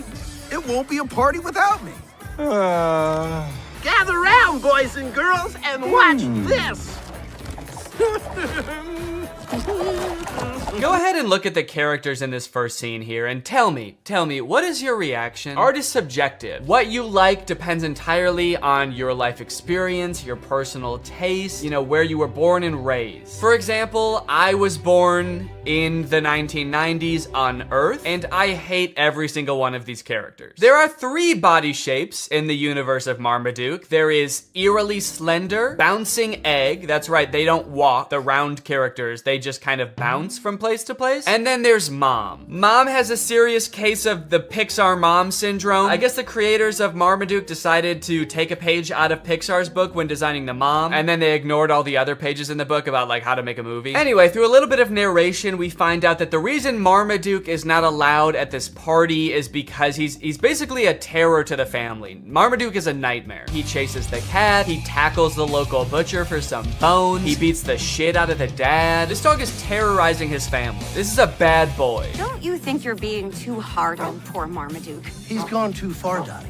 Maybe we need to enroll Marmaduke in obedience. As if this family wasn't going through enough already, dude. Look at the dad's nose. Look at his nose to arm ratio. He doesn't need this right now. He's got bigger fish to fry. His nose is about 3 times thicker than his arms. What the hell? Compare that to Marmaduke. And the shot where he's just beat the shit out of the dad for his comfy chair. He's jacked. He looks like a kangaroo. They're living with a wild animal in their house, and this dad's arms are made out of wet spaghetti. And Marmaduke has the audacity to be upstairs in the window like, come on, let me into the party. What is it, cause I like steak a little bit too much? And it's like, no, dude, you keep beating up my family. You killed our youngest daughter. But Marmaduke's not trapped upstairs for long. He decides to start chasing a bee around the room that he's trapped in, and the bee goes through the window, and then Marmaduke like crashes through the window, and he lands in the pool, which causes like a mini tsunami in the backyard. Who wants a hot diggity dang that dog? You know this dog is bad when the dad turns around and just sees a tidal wave coming towards him, and he says, dang that dog. As far as he knows, the dog is upstairs in the room. He didn't see Marmaduke fly in the pool. He just turned around. This man saw a tidal wave and was like, the fucking dog! This family has suffered so much at the hands of this dog. Paws of this dog, that the dad could see like an overseas power plant collapse and then explode and be like, I know Marmaduke has something to do with this shit. Anyway, this guy is Guy. His name is Guy. He is Drew Gooden's biggest fan, and he is a dog trainer. The pool flop incident sort of goes viral, ends up on TV and everything, and Guy, being like a world famous dog trainer, sees Marmaduke, this poorly behaved monster, and decides, hey, this would be kind of an interesting challenge for me to transform Marmaduke into like a good boy. At first I thought this guy was gonna be the villain of the movie because he's like rich and British, and I think that it's the law in cartoons that the bad guy has to be rich and British, but this guy is actually, he's not that bad. He's a little greedy, but he's not the bad guy. So Guy goes over to Marmaduke's house and talks to the owners and is like, hey, if you let me train your dog and enter him into like dog competitions, we could win $1 million, and I'll share the $1 million with you, which is actually a very nice thing for a rich British man to do in a cartoon. The family says yes, so Marmaduke gets to train with this experienced, highly awarded, rich and famous dog trainer. And they start training right away. Or actually, sorry, Marmaduke doesn't want to train at all, so the trainer starts beating the shit out of Marmaduke. If you don't get out of my way, I'm gonna have to unleash thunder, lightning, as you wish. Yeah, that's right, they're about to fight. Marmaduke doesn't want to train, so they start like backing up and putting their deuces up. When this part happened, I was like, this is crazy. This human's not actually about to start punching a dog, right? And luckily, I was right. He kicks the dog. Dude, he kicks the dog, throws him into a tree. You're like the most famous dog trainer in the world, and this is your secret method. Dog training tips your trainer doesn't want you to know. Beat the shit out of your dog.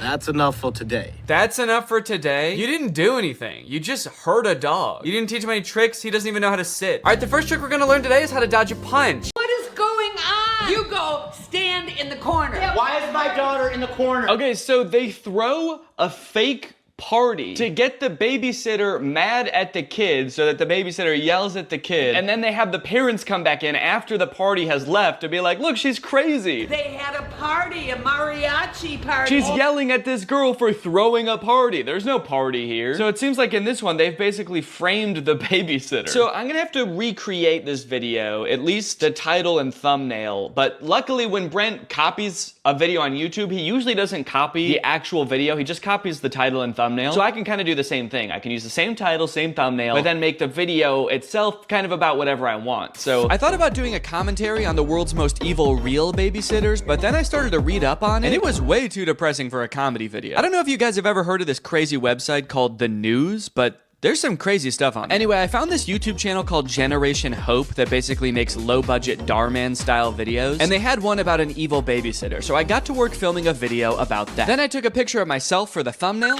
and uploaded it to my site. That night I couldn't sleep. I couldn't help thinking about something I'd said earlier that day. Two wrongs doesn't make a right, Brent. I thought by stealing content I could have some fun, grow my following, and most importantly, to be honest, kind of give Brent a taste of his own medicine a little bit, but is it worth it? That night, Brent posted 2 more TikToks that I was supposed to steal tomorrow, both stolen from other creators, and sure, if I stole them, it could be really awesome, and I could get a ton of views. But the TikToks are so similar to the original that I wouldn't just be stealing from Brent. I'd be stealing from the person he's stealing from, too. Would I be giving Brent a taste of his own medicine, or would I be giving the original creator a second taste of Brent's medicine? I've already gained 50,000 followers from the 2 TikToks I've posted. Stolen TikToks. What am I gonna do? What am I gonna do? Alright, I do have to recreate these 2 final TikToks in order to complete the challenge. But I need to do so in a way that doesn't affect the original creators. So, I'm gonna recreate the TikToks, I'm gonna edit them together, and then I'm just not gonna post them. There we go, perfect. Okay, so this video is called POV Your Older Sibling is Being Nice. And nice is in quotes, so it's a bunch of scenes where Brent is acting nice. He's giving his sister the last ice cream bar, he's giving her money, but he's doing it in a classic older sibling way, where he's basically being kind of mean about it. There's only one left. Here, have it. Really? Yeah, take it. Why? Take it! Here, Lexi, got you a coffee. Wait, what? You got me coffee? Yeah. Wait, did you get me a straw? Oh, yeah, here. This one's yours. Wait, how much was it? No, keep it. Here. Lexi, keep it. Here. Keep it! So we're gonna film that here today. I got Jake here, he's gonna help me film it. Jake, say that you're gonna help me film it. I'm gonna help him film it. Okay. I just had to check to make sure. Oh, there's the last one. Here, you can have it. Really? Take it. Why? Take it! Wait, why? You got me coffee? Yeah. Did you get me a straw? Yeah, right here. Oh my god. No, this is your food. Oh, how much was it? Here. Oh, keep it. No, here. Keep it! Here. Keep it! Keep it! Ah!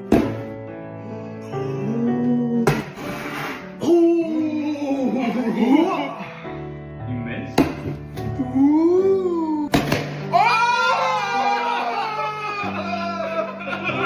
Alright, that's it. A week's worth of Brent Rivera content in the bag. And you know what? I feel really good about posting those videos. I got to have my fun, I got to steal some content, make a couple videos that I knew full well if I ever did decide to post them would go so frickin' viral. In fact, I had so much fun that I'm gonna keep doing it.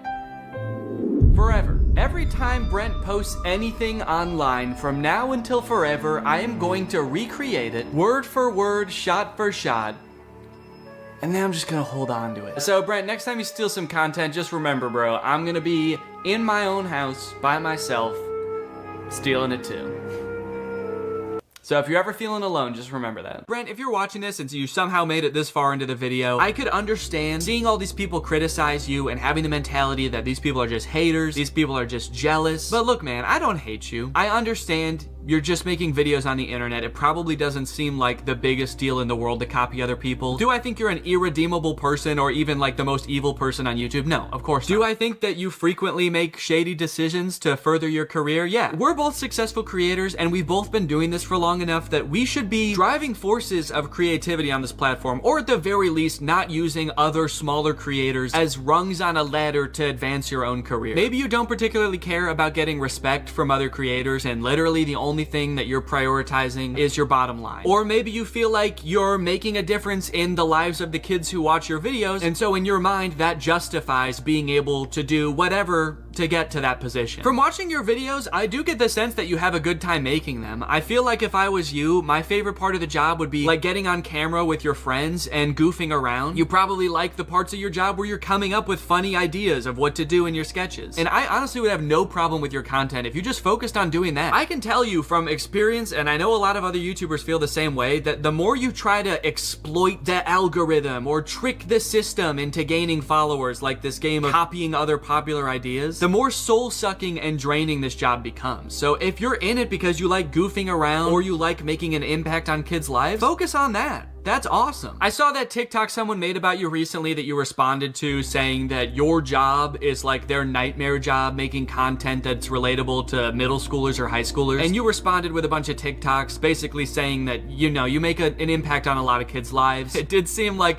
a little bit like you were using the sick kids in those videos to like kind of really drive that point home. It felt a little bit weird to me. But I do disagree with the original TikTok in that I don't think that making content for young people has to be inherently this, you know, shady pursuit. As long as it's actually for kids, which I also think that you've kind of missed the mark on sometimes, and you're not blatantly plagiarizing other people, I don't think there's any problem with that. And I would have so much respect for you if you just like owned that. Having the mentality that it's okay to steal content from other people because you're making such an impact on other people's lives feels to me more like you're patting yourself on the back rather than really trying to make an effort to be like a good creative force in these kids' lives. So look, dude, I think that there's room for you for an awesome path forward. Are you going to be the guy who stole content from other people and tricked the algorithm and used other creators as pawns all the way to the top? Or are you going to be the guy that pursued what he loves? Anyways, guys, that's pretty much it. Thank you for watching. After making this video and watching all of that stolen content, I feel like I want to go like a whole week without watching any content. So thanks for watching.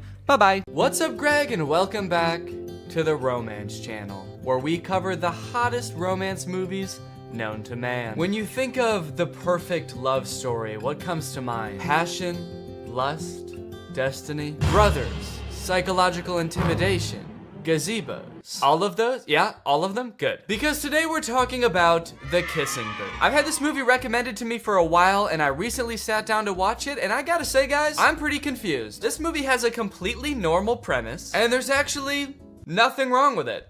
It's not weird at all. Guys, don't we all have a best friend? And don't you and your best friend have a written, strict set of rules that you guys follow to maintain your friendship? And isn't one of them, don't fuck my brother? Do not have sex with my brother! Of course, so see, I don't know what the problem is. Just don't end up grinding coochies with my brother, or I'll literally never talk to you again. Grinding coochies? What the? Ugh. All right, you know what? Just for that, that's it. I am making the video. The Kissing Booth is a bad movie. This movie starts off with way too much exposition. Instead of a normal movie where you sort of naturally learn about the characters as the story progresses, the movie decides to just dump the main character Elle's entire life story on you in like 3 minutes. Look at Lee got a scooter and you broke your leg. Actually, should I be writing this down? Learned how to ride a bike. Learned how to swim. Okay, she knows how to swim? I feel like I would have just assumed she knew how to swim. Got my first bra. Discovered I like soccer. Discovered a way to get to our favorite place to dance. Okay, all right, okay. I think it's too much information, right? There's no way all of this information is necessary right at the beginning of the movie. It's not. It's almost all unnecessary information, actually. And by the time I finished watching this intro, I felt like I had already watched like 10 movies. I still have to watch another movie after this. I've watched like 3 people grow up from being a baby. Before the movie even starts, you watch Elle's mom slowly die in the hospital. Sat with mom in the hospital.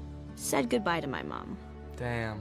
Oh, hell yeah. Mom or motorcycle? I think we came out all right on that deal. Did we need to see the mom die? Did that have to happen? They barely reference it in the rest of the movie. Did they have to just rapid fire through that? I guess it gives you a reason in the movie, like right off the bat, to be rooting for Elle because you've seen her go through some hard times. I guess later on in the movie, if you ever start to feel like she's being an asshole, the movie can be like, hey, well, her mom died, all right? So take it easy with the judging. Okay? Pretty much all you need to know from the intro of this movie is that Elle and Lee are best friends. You know because they pretty much have the same letters in their name. And Elle has a crush on Lee's older brother, Noah. Noah is established as being irrationally angry and violent in the intro as well, so what's not to love? And that's me today.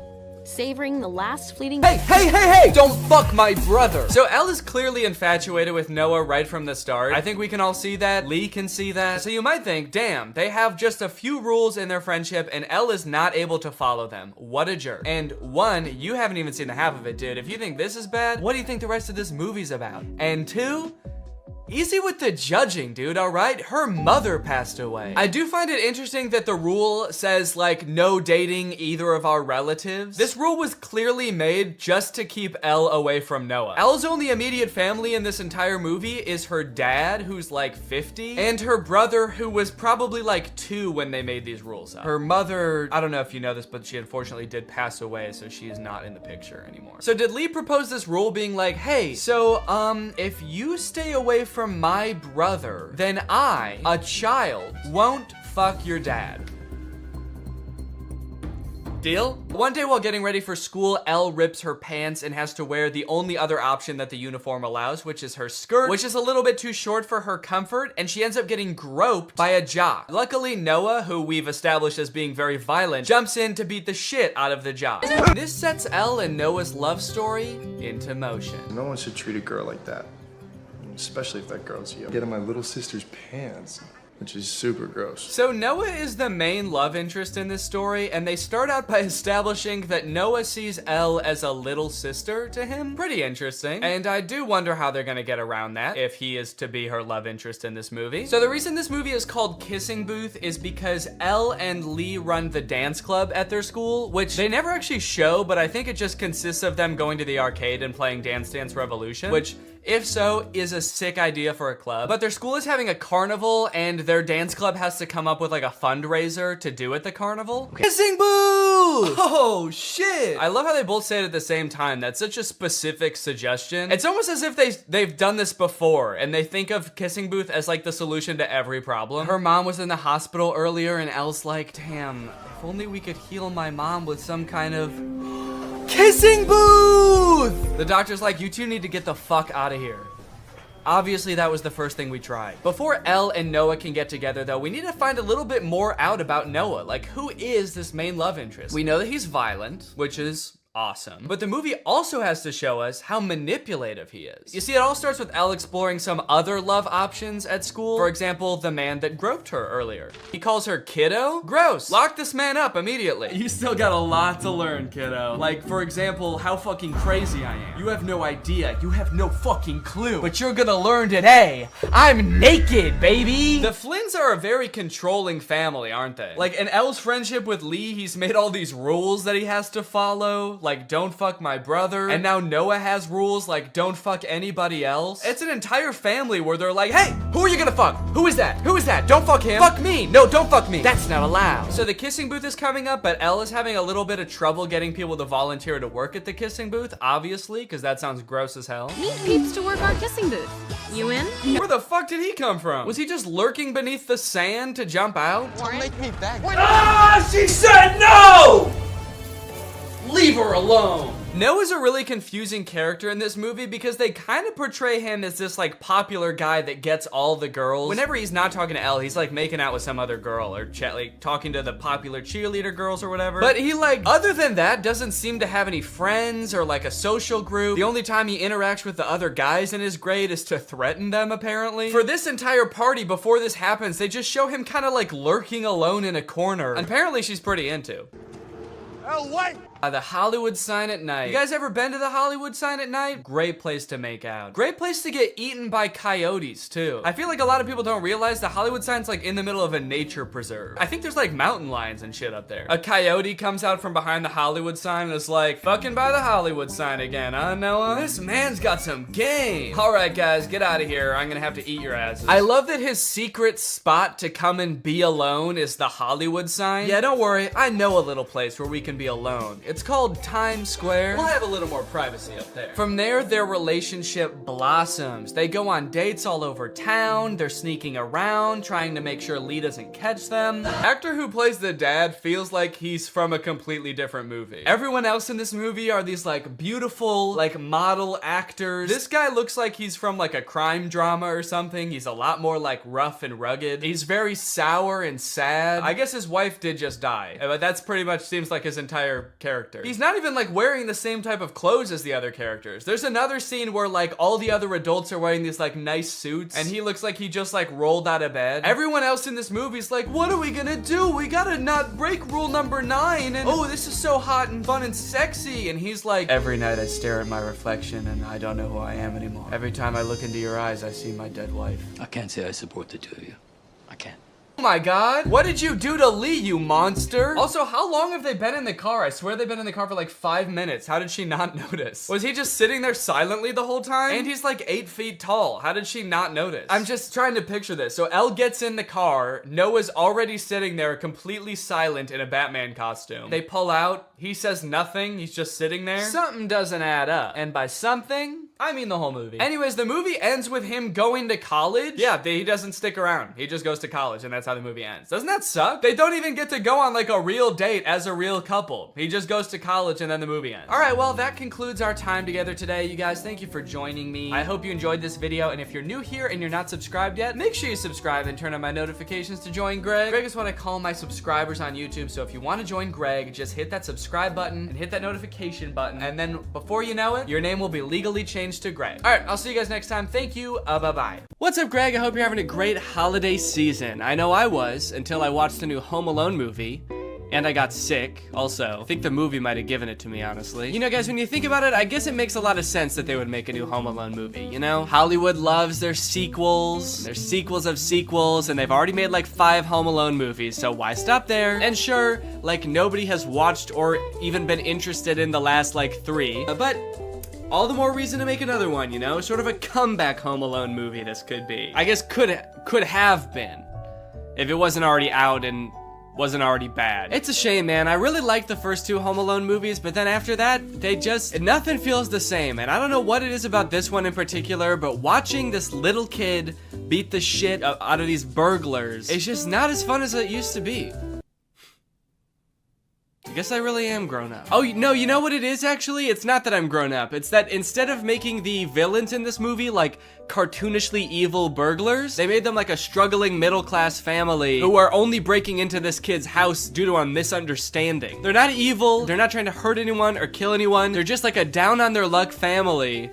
And this rich kid is just fucking him up at every turn, dude. This movie is insane. You know how a Home Alone movie goes. There's a kid, he gets left in his house by himself. There's robbers who try to break in, and the kid sets up a bunch of traps to try to hurt them and embarrass them. And that's exactly what happens in this movie. So you're probably wondering, who are these robbers and why do they want to break into this kid's house so bad? So let me tell you. Pam and Jeff McKenzie are parents. They live in the same area as the main kid, Max. And the movie starts off with them having an open house. They're trying to sell their house because they're both down on their luck. One of them doesn't make very much money and the other has just lost his job. And so they're trying to sell their house to keep food on the table for their families.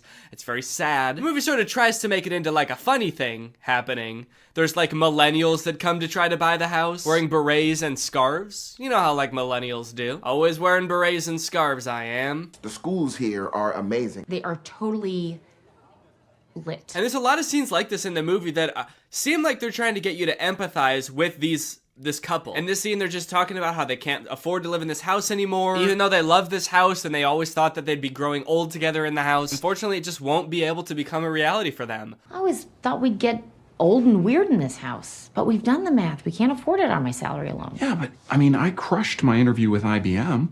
Crushed it. Crushed it. But that was 3 months ago. It's very sad. And when I watched this, I didn't know that these two were going to be the ones who were gonna have all of the booby traps happen to them. And it's kind of crazy now watching it back, being like, holy shit, just about an hour and a half from now, these two are gonna be getting maimed by a rich child. How fucked up is that? So what's their motivation to rob this kid, you might ask? Well, it's sort of, I feel like everything in this movie is so long and convoluted to explain. Probably because they've done this same movie like 6 times now, and so they keep having to come up with like new, more obscure ways to explain everything, like how does the kid get left home alone, and why are burglars trying to get into his house? Basically, there's this doll that the McKenzies own. They have a whole collection of these dolls that were like his grandma's or something, and they find out that one of them is worth like $200,000, which is enough money for them to like save their house and have enough time for the husband to find a new job, and they could even remodel the whole house. It's great. But during their open house, house, Max and his mom, who are rich, by the way, they live in a mansion, stop at their open house because Max has to pee. Do the maths. 6 soda refills into one tiny 10-year-old's bladder does not go. They sort of are using this less wealthy family's house as a public restroom of sorts. And the McKenzies talk to Max about this doll, and that's actually how they learn how valuable the dolls are, is because Max's mom knows this information. There was this elderly lady who bought one at a garage sale for about $10, and then it ended up going for about $5,000. And then the doll goes missing. That brat kid stole my doll. And so the McKenzies assume that Max stole the doll from them. So they are breaking into his house to try to get the doll back so that they can save their family. Which is not a decision that they take lightly, mind you. They're not like stoked to do this. They're like a normal family just like anybody else, but this is like the only thing they can do to try to keep their family afloat. They're actually like extremely nervous about doing this because they don't want to get caught and they don't want to hurt anybody. Little do they know they will get caught and they will get hurt.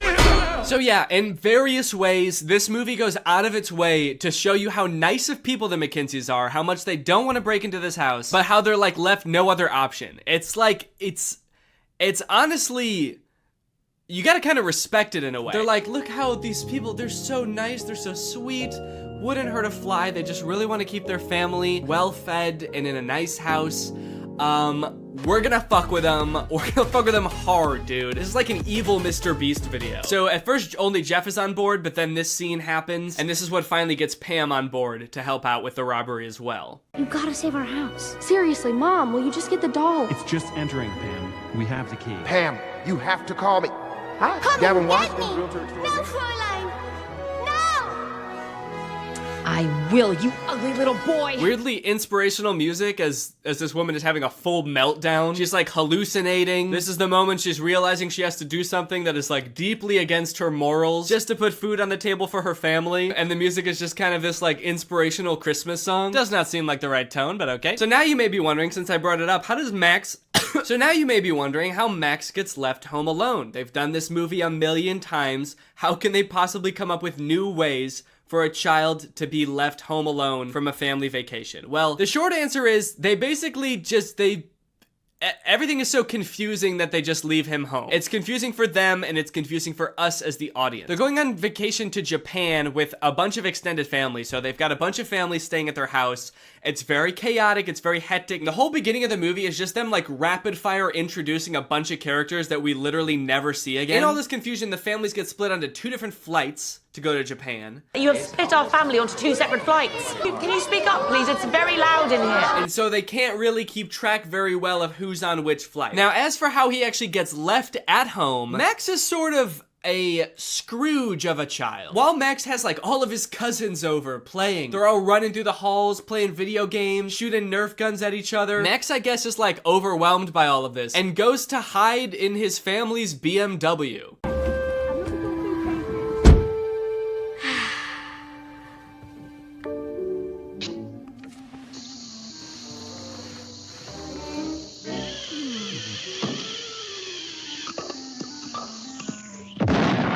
There's like a random car commercial at the beginning of the movie. He leaves the ruckus of his house on the holidays to go sit in the garage in his family's BMW and watch cartoons. Mom? Dad? Seems like a weird way to advertise BMWs, honestly. I'm not sure about that product placement. BMW. For rich recluses who hate their families. Get left home alone while your family goes to Japan because you were watching Looney Tunes in your car. BMW. This kid is a weird one, man.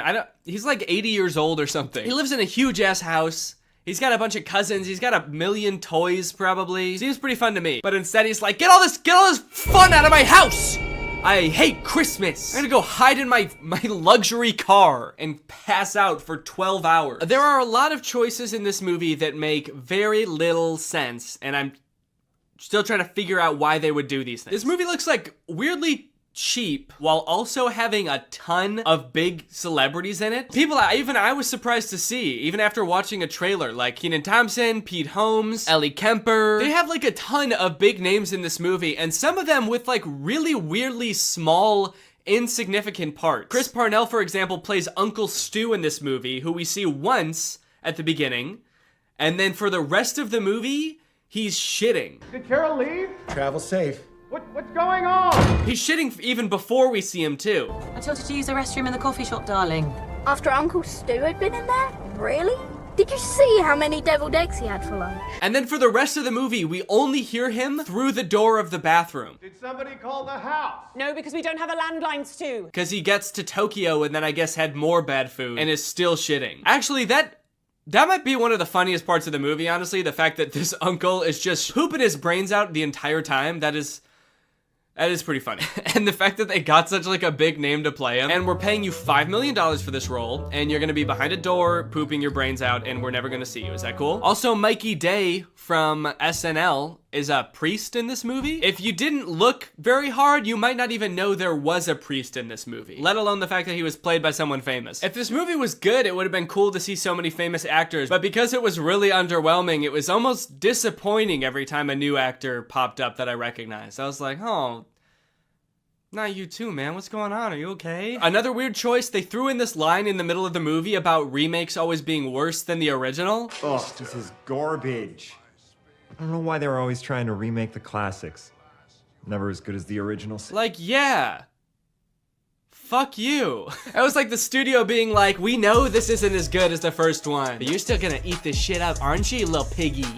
Little piggy likes his Home Alone movies, doesn't he? And I did eat this shit up, alright? So, I can't talk. I watched it still. I feel like with a kids movie like this, you always have to appeal to the kids, but then also throw in some good stuff for the adults in there too and make it fulfilling for them to watch. That way they'll want to, throw it on with the kids every year, right? And this movie works well enough for kids, I think. I think kids just like to watch Max make the booby traps and think, I could do that if I was home alone and there are people trying to rob me. I could defend myself against two adults who are trying to kidnap me. It's fun to imagine yourself as a smart little 6-year-old, even if you are a dumb little 6-year-old. But this movie, while being fun for kids, I would say is deeply saddening for adults. The second half of this movie is just watching a struggling family getting their shit rocked by a rich asshole kid. Bombs away!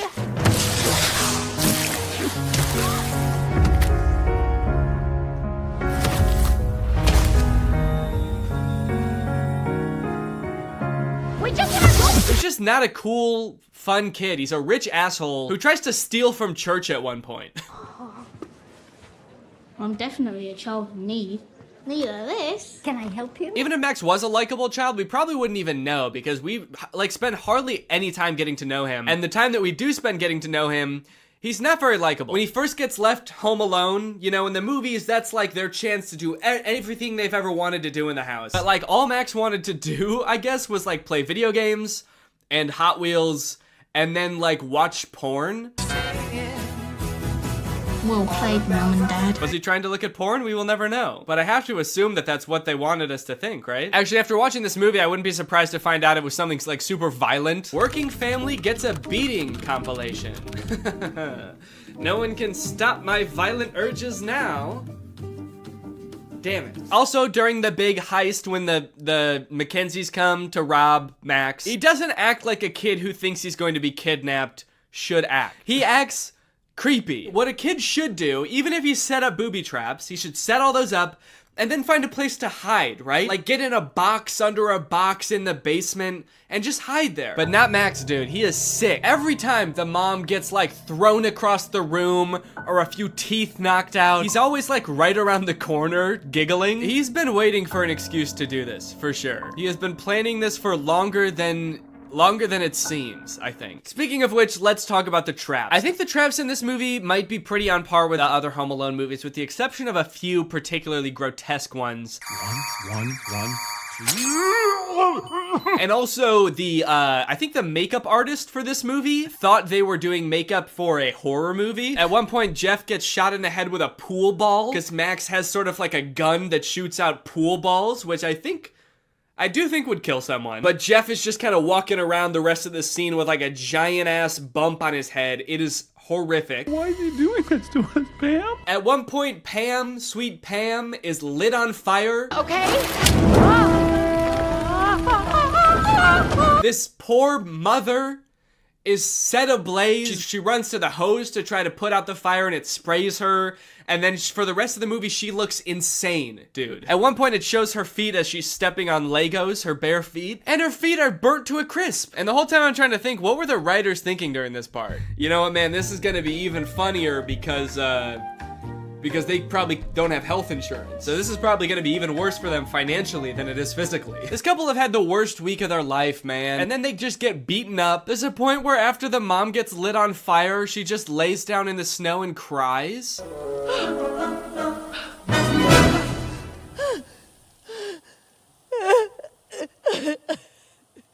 Am I supposed to be laughing right now? This is so sad. The worst booby trap of the whole movie, and probably any Home Alone movie, I feel like has gotta be this one. It is so grotesque. It is honestly scary. This is some horror movie shit right here, okay? Pam thinks that Max has just run up into the attic, so she goes to pull down, like, the ladder that leads to the attic, and instead she's greeted with a Nerf gun that shoots out Nerf darts with push pins sticking out the front.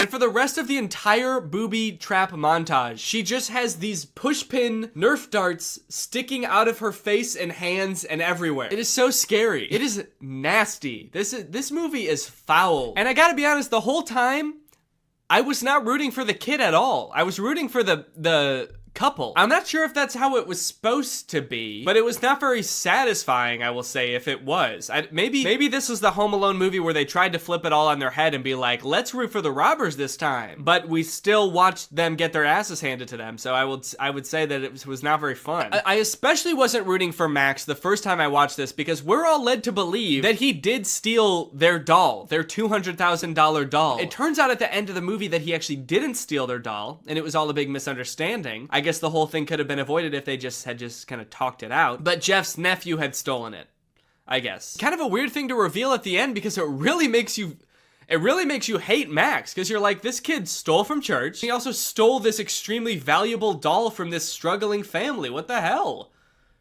I hate this kid. Anyway, that's pretty much the end of the movie. They get the doll back and they sell it, and then they can live in their house happily ever after. And yeah, that's the end of the movie. Now it's time to talk about our sponsor, ExpressVPN. This video has been sponsored by ExpressVPN. Guys, if you're using the internet without ExpressVPN on your computer or your phone, you're missing out. You're not getting the full experience because ExpressVPN unlocks so many possibilities while keeping you safe. Because while ExpressVPN sends all of your data through a secure encrypted tunnel, keeping your data safe from like hackers and your ISP and advertisers, it can also help you unlock a bunch of content that you didn't even know was there. For example, did you know that some Netflix libraries in other countries have nearly twice as many Oscar award-winning titles than in the US? So just saying, if you download ExpressVPN and change your server location to a different country, your Netflix is gonna be crazy. I have ExpressVPN on pretty much every device I own that can have ExpressVPN. I've got it on my laptop, I've got it on my phone, and I've used it to watch many a Netflix title that are not available in the US. Harry Potter, for example. You bet your boys watched it on Netflix. I'd like to see you try to do that.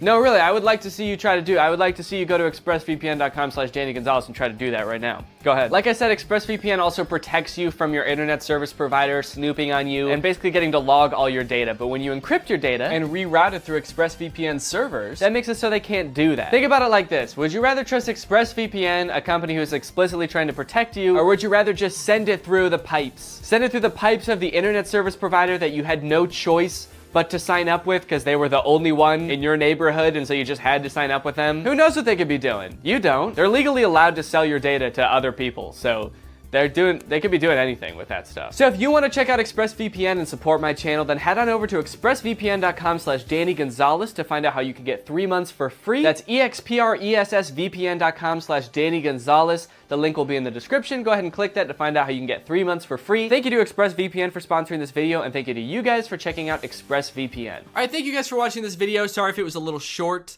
I am ill, and I had to take breaks periodically throughout this video to have a coughing fit. So, but I'll be back. Probably won't post another video until the new year, but I'll see you guys in 2022. Thank you guys for another year of your support. I greatly appreciate it, and I want to kiss you, and bye-bye. All right, I have 2 things to apologize for. 1, this video is definitely going to come out after Christmas, and 2, Sorry I look like such a frickin' nerd right now, dude. These glasses. I have an ulcer on my eyeball.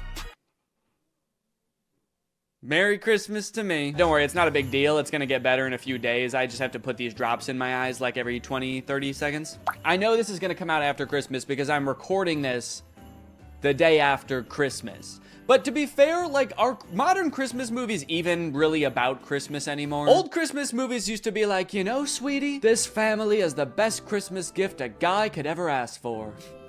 Why, I'm starting to think I won't kill myself after all. Whereas now, Christmas movies just feel like a hodgepodge of cliches that are vaguely related to Christmas. Every Christmas movie now is like, Christmas with the Stinks. What happens when Santa gets lost in a small town just 1 week before Christmas? He's gonna have to spend it with the Stinks. Hey, come on in, we're the Stinks. We like to poop and shit. Also, Santa is a secret agent.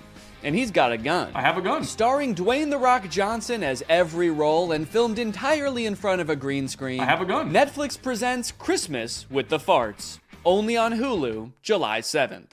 I mean, Netflix's like big Christmas movie they came out with last year didn't feel like a Christmas movie at all. It was a very confused movie about Santa being kidnapped by a witch who like sucks all of his powers up so she can imprison half of the population, which on its face does seem like it could be like a whimsical, fun Christmas movie. I just wish any of the people making the movie realized that, because they all just played it really serious and made it feel like a Marvel movie. Hey, Fred. Got a 5'11" male grown-up hovering by the scented candles. Keep an eye out. Yeah, we got a guy maybe stealing one candle. Can we get somebody to take him in the back and kick his ribs in? Also, Santa appears to have some kind of deal with the US military. They like escort him around with fighter jets. What does the US military get from this deal? Santa, are you making them bombs? I also feel like this movie does this thing that a lot of Christmas movies do now, where because Santa's whole operation is basically impossible, basically, not, you know, I still believe in Santa. They try to come up with lore that explains it and makes it seem more believable. So like in this movie, instead of Santa's village just being like a dozen elves helping him, it's like an entire city. It's a metropolis. Yeah. No, that actually makes it make less sense. It actually made more sense when it was just magic. Thank you, though. Anyway, I don't really want to spend too long talking about that movie because it's pretty boring. And I also want to talk about the movies that I actually want to talk about. Dear Santa and A Very Jonas Christmas. Dear Santa also came out last year, and the premise, if you can believe it, is that a little boy writes a letter to Santa, but he is dyslexic, so he accidentally addresses it to Satan. And then Satan shows up. And it turns out he's the guy from the Minecraft movie. Yeah, very different kind of idea for a Christmas movie, but in their defense, at least they made him terrifying. Yeah, I don't know what kind of processing they did on Jack Black's face, but he looks very uncanny. I mean, he looks like a video game character. To the point where, like, he might be completely CGI. I don't know if Jack Black knows he's in this movie. And I think that this right here is what might have given me that eyeball ulcer. Young kid writes a letter to Santa, but he misspells it and it goes to Satan. So Satan, played by Jack Black, shows up at Christmas time and comedy ensues. Why did they put Jack Black in quotes? Played by Jack Black. Does Jack Black know he's in this movie? That's why Jack Black is in this movie that we made about Satan. On all accounts, this movie makes zero sense. I don't know why they made this. A child being haunted by the Lord of Darkness should be the plot of like a horror movie. Is he gonna be like his friend? Are they gonna hang out? Is this gonna be like Gooby but with an evil monster? They already made that movie. It's called Gooby. Now going into this movie for the first time, I knew two things about it. One, that Jack Black plays Satan. And two, that something happens at the end of this movie that is in very poor taste. I was very curious to see what that was, but as the movie progressed, I honestly had a hard time seeing how that could possibly be. I mean, after all, there's so much insane shit in this movie, how could there possibly just be one thing? So most of this movie revolves around Satan trying to get this little child Liam to fulfill a deal in which Liam gets 3 wishes, and Satan gets his soul for eternity, and Liam goes to, and excuse my language here, hell. And in fact, he does eventually fulfill the deal, which leads to this very confusing montage. What? Why so blue? Why so blue? I just sold my soul to the devil. I'm sorry, I'm having a little trouble seeing why him selling his soul to Satan made him cool suddenly. Damn, look at that kid. He's so cool. What's his secret? I'm going to hell.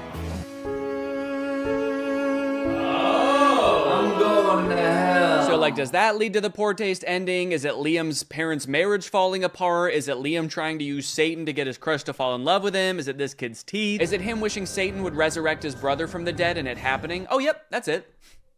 It's that. We wanted to make sure that it didn't get too dark. It didn't become a horror movie or anything like that. I don't know, guys. I think you made it too dark. We wanted to tell a nice Christmas story. Yep. It's nothing like Satan resurrecting a little boy from the dead to make you forget this movie had anything to do with Christmas. Also, like, a third of this movie revolves around Liam going to a Post Malone concert to impress his crush. And of course, Satan puts a spell over Post Malone to make him think that he's best friends with Liam. And when I was watching this, I was like, okay, so they must have just like repurposed all of this Post Malone concert footage from an actual Post Malone concert, right? Oh no. No, there's Liam dancing up on stage with him. Damn. They really threw a whole Post Malone concert for this weird ass movie. That's crazy. And I wanted to bring up probably the most important man to my career and the inspiration for my music.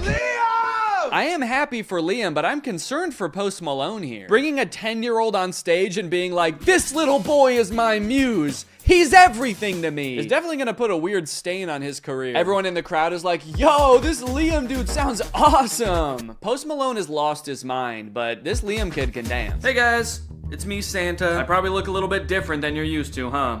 Probably expecting a guy in a big red coat with a white beard, huh? Well, this is what I actually look like. All that stuff about rosy cheeks and a big white beard is all made up. Coca-Cola made that up in the 80s. I have always looked like this. Anyways, guys, I was just popping in here to thank SoFi for sponsoring this portion of the video. As we all know, one of the simplest and most powerful ways to build wealth is actually by earning interest on your money. Making your money work for you. Just like I make the goblins work for me. Like, that's right, the elves are another thing Coca-Cola made up. They're actually goblins, and sometimes I also hire ghosts. But here's the thing, when it comes to interest, most banks give you a tiny amount, like a fraction of a percent. But thanks to today's sponsor, SoFi, we're gonna change all that for you, all right? SoFi is a mobile-first finance company helping its members save, spend, borrow, and invest. When you open a SoFi checking and savings account and set up an eligible direct deposit, you earn a competitive APY, and there are no account fees. One thing I do want to make clear is I do still like milk and cookies. So if you're like, oh, this isn't the Santa I know, I'm not gonna leave out milk and cookies. That's the one thing I do like, but I like oatmeal raisin. I'm an oatmeal raisin guy. That means your money's not just sitting there, it's working. Every dollar you earn in interest can earn more dollars in interest. Over time, that's gonna really add up. You'll even get paid up to 2 days early with direct deposit. And you can access additional FDIC insurance up to $3 million on deposits through a seamless network of participating banks. For a limited time, when you open a new high-yield savings account, you can get up to a $300 cash bonus and a 0.7% boost on your savings APY with eligible direct deposit. Terms apply. So start putting your money to work like I put those geese to work pulling my sleigh through the air. That's right, reindeer can't fly. I use geese because they can fly. Head to SoFi.com/Danny, click the link in the description, or scan this QR code to learn more and get started. Thank you to SoFi for sponsoring this video, and thank you to you guys for checking out SoFi. Merry Christmas! I just laugh like that. Now, I got a lot of requests to talk about this Jonas Brothers Christmas movie, A Very Jonas Christmas. And the movie definitely lives up to the title. Almost this whole thing is about the Jonas Brothers. So, a series of goofy hijinks, they get stranded. And at one point in the trailer, it looks like they even get lost in the woods in Europe. When I watched the trailer, I was like, how the fuck are they gonna get lost in the woods?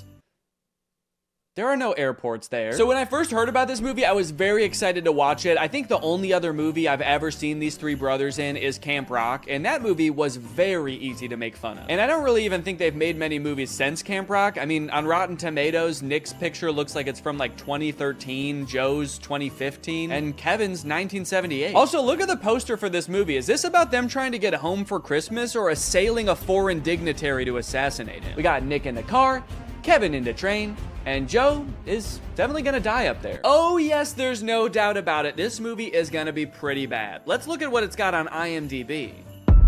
Oh, a 5.7. Okay, that's actually better than I would have thought. What about Rotten Tomatoes? 92? Wait, it looks like people actually really like this movie. And look at this dad on TikTok. He's losing his mind laughing. Did the Jonas Brothers make a good Christmas movie? On purpose? Okay, so I have watched the movie, and I will say it's better than I thought it was gonna be, but that doesn't mean that it's not insane, because it is still insane. For example, you're probably wondering how the Jonas Brothers got stranded in Europe in the first place. Like, obviously, most people have to deal with, like, holiday travel congestion, but the Jonas Brothers probably fly on, like, a private jet, right? They're not dealing with regular air traffic. Well, like I said, they just finished their tour. They're anxious to get home to their kids. It does kind of seem like their kids aren't really that anxious for them to get home. That does kind of lower the stakes of the movie a little bit, that they're like, guys, what are we gonna do? We've got to get home for Christmas. Our kids need us. And their kids are just like, nah, we're good, man. Don't worry about it. We have really healthy attachment, so we're not gonna fret too much about it. Don't do anything too drastic. How about we get lost in the woods and eaten by wolves? Well, Nick does. He casts spells like a witch?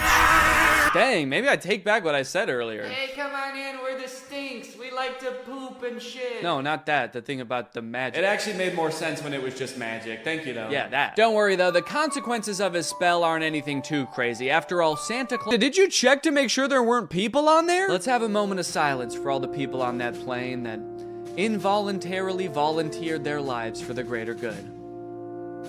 Helping the Jonas Brothers reconnect. I had no idea that when Santa worked his magic, there was so much like death and despair involved. That's crazy. Also, it's a little bit disturbing that I feel like the Santa in this movie has already done worse things than Satan did in that entire movie. Dang, they are really leaning into this ragging on Kevin thing in this movie. Like, damn, I know this is a thing people joke about. I know I've written a whole song about ghosting the guy, but you guys are his brothers, dude.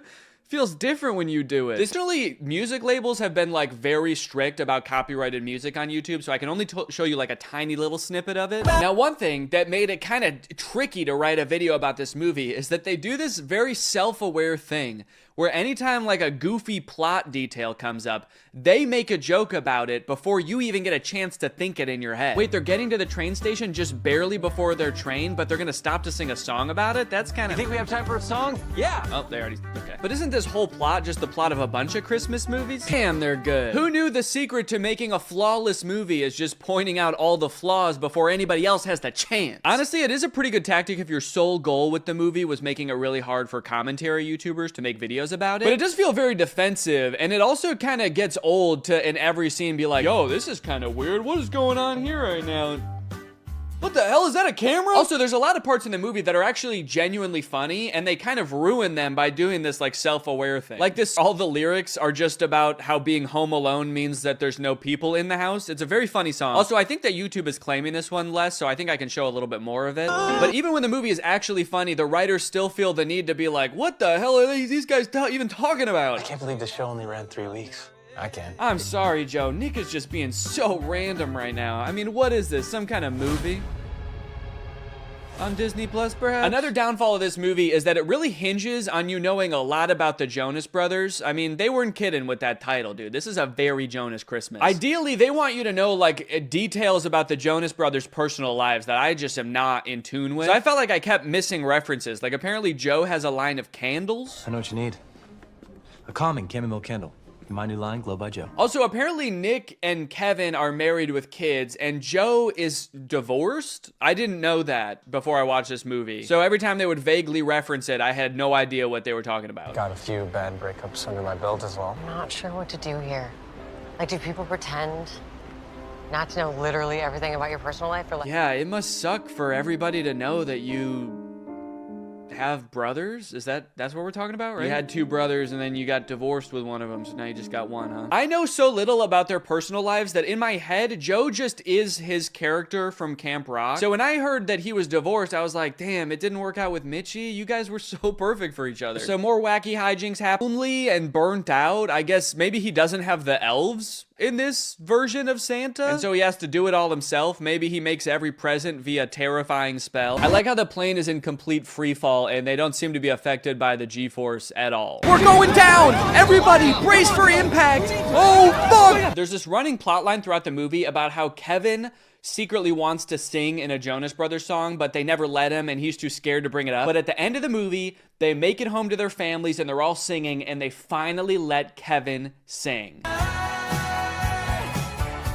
It's a fun moment. It's great to finally hear him sing, and it's great that they're finally letting him. But then in real life, I just saw that Kevin just like released his own solo song. So it kind of seems like the opposite happened in real life. In the movie, they're like, yay, Kevin is singing. And in real life, they're like, you have to sing as far away from us as humanly possible, please. Honestly, though, all in all, this movie was a lot better than I thought it was gonna be. I was laughing at parts. I even looked like that dad from that TikTok at a few parts, dude. I was sitting on the couch, kicking my feet. I was giddy. Anyways, I hope you guys enjoyed this video. I hate to break it to you, but I don't know, this will probably be my last video of the year. Enjoy your New Year's celebrations, everybody. Stay safe. Thanks for watching, and bye-bye. Hey guys, real quick, I have new merch, and also there's a big sale going on in my merch store right now until December 1st, and 4 random orders during the sale are going to receive one of the physical drawings that I did in the fake AI video. So if you want to check out the new merch or get some discounted merch, then head on over to dannygonzalez.store, and now here's the video. Fashion changes fast. Like really fast. Looking at this picture of myself wearing a V-neck and cargo shorts feels like looking into an old photograph from the 1910s where like everybody in it is dead now. But believe it or not,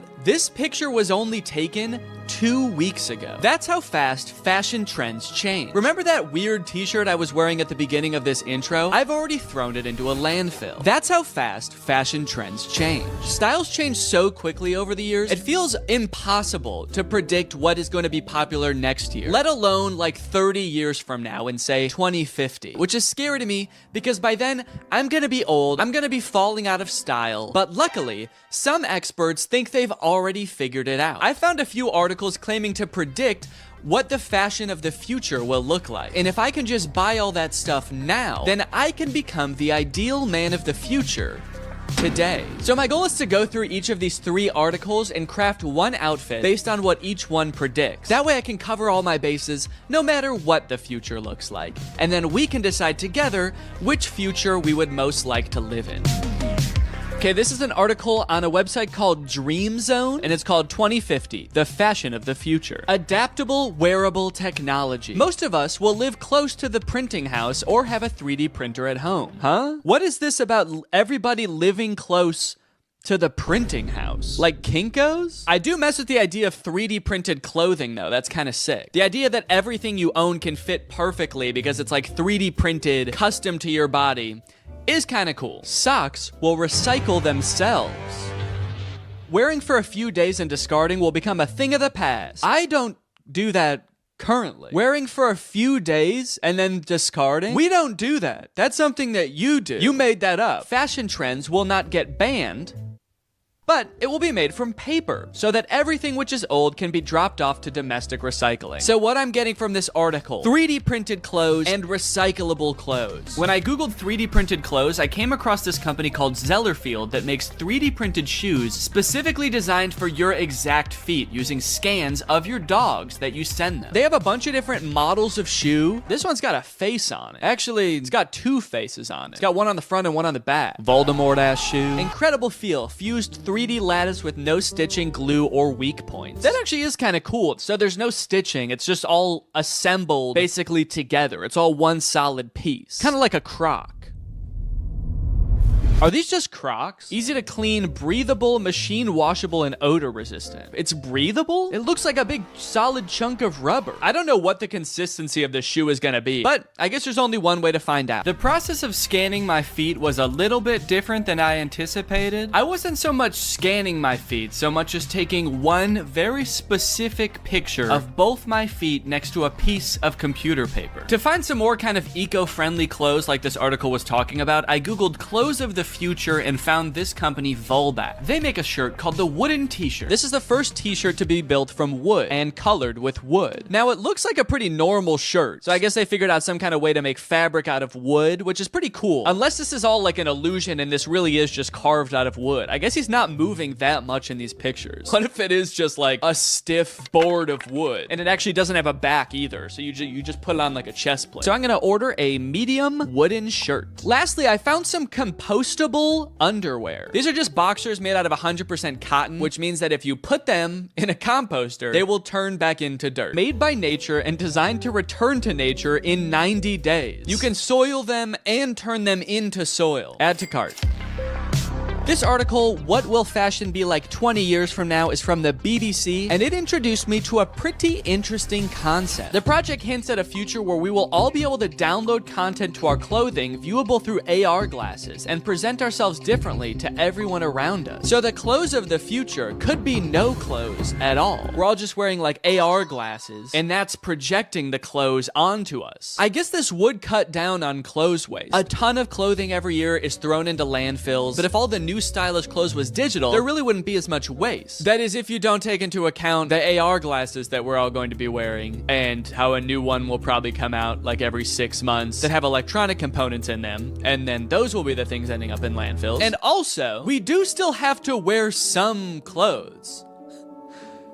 Right? Or is the future just gonna be like people walking around looking like Fortnite characters in our AR glasses, but in reality, they're just naked? The most interesting part about this is that I actually found a company that offers this service already. It's called DressX. I actually found it because Sophia Nygaard made an entire video where she dressed up in outfits from this service for a week, and it's super interesting. You can buy clothes, digital clothes, from this website, and then you can try them on virtually. I guess you upload an image of yourself that you want to be wearing the outfit, and then you pay $20 for them to basically Photoshop you into the outfit. And it looks a little bit realistic. Yo, look at this, the Neo suit. I feel like when I upload this, they have to decide how big my ass is. Okay, I'm actually kind of liking these, dude. Whoa, look how big that hat is. Dude, that's crazy. Maybe I want to go with this one. It's $100 for this whole outfit, which could be worth it, depending on how it turns out. Yeah, I'm gonna go with this one.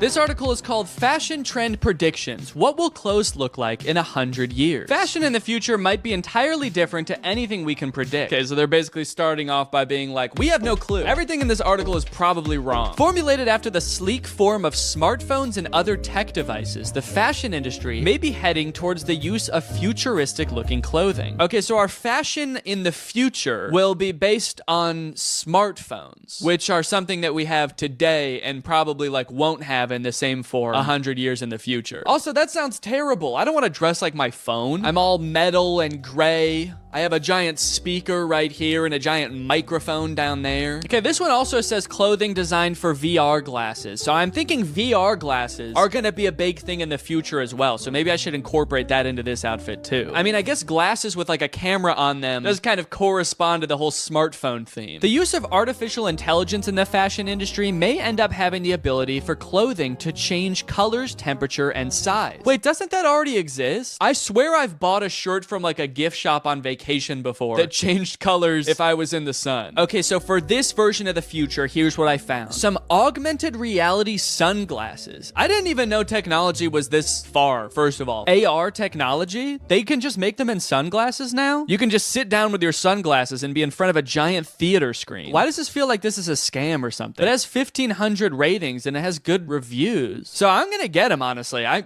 honestly kind of just curious and I want to try them. Next up, remember how I said giant speaker right here? Giant speaker right here. This is a Bluetooth hat. Plays music out of it. It's only $15. It's incredible. And then I don't know, like a color changing shirt, but maybe I can get some kind of like metallic pants or something to go along with it. And that'll kind of complete the look. With 3 futuristic outfits chosen, it was time to start testing them to see which future I would most like to live in.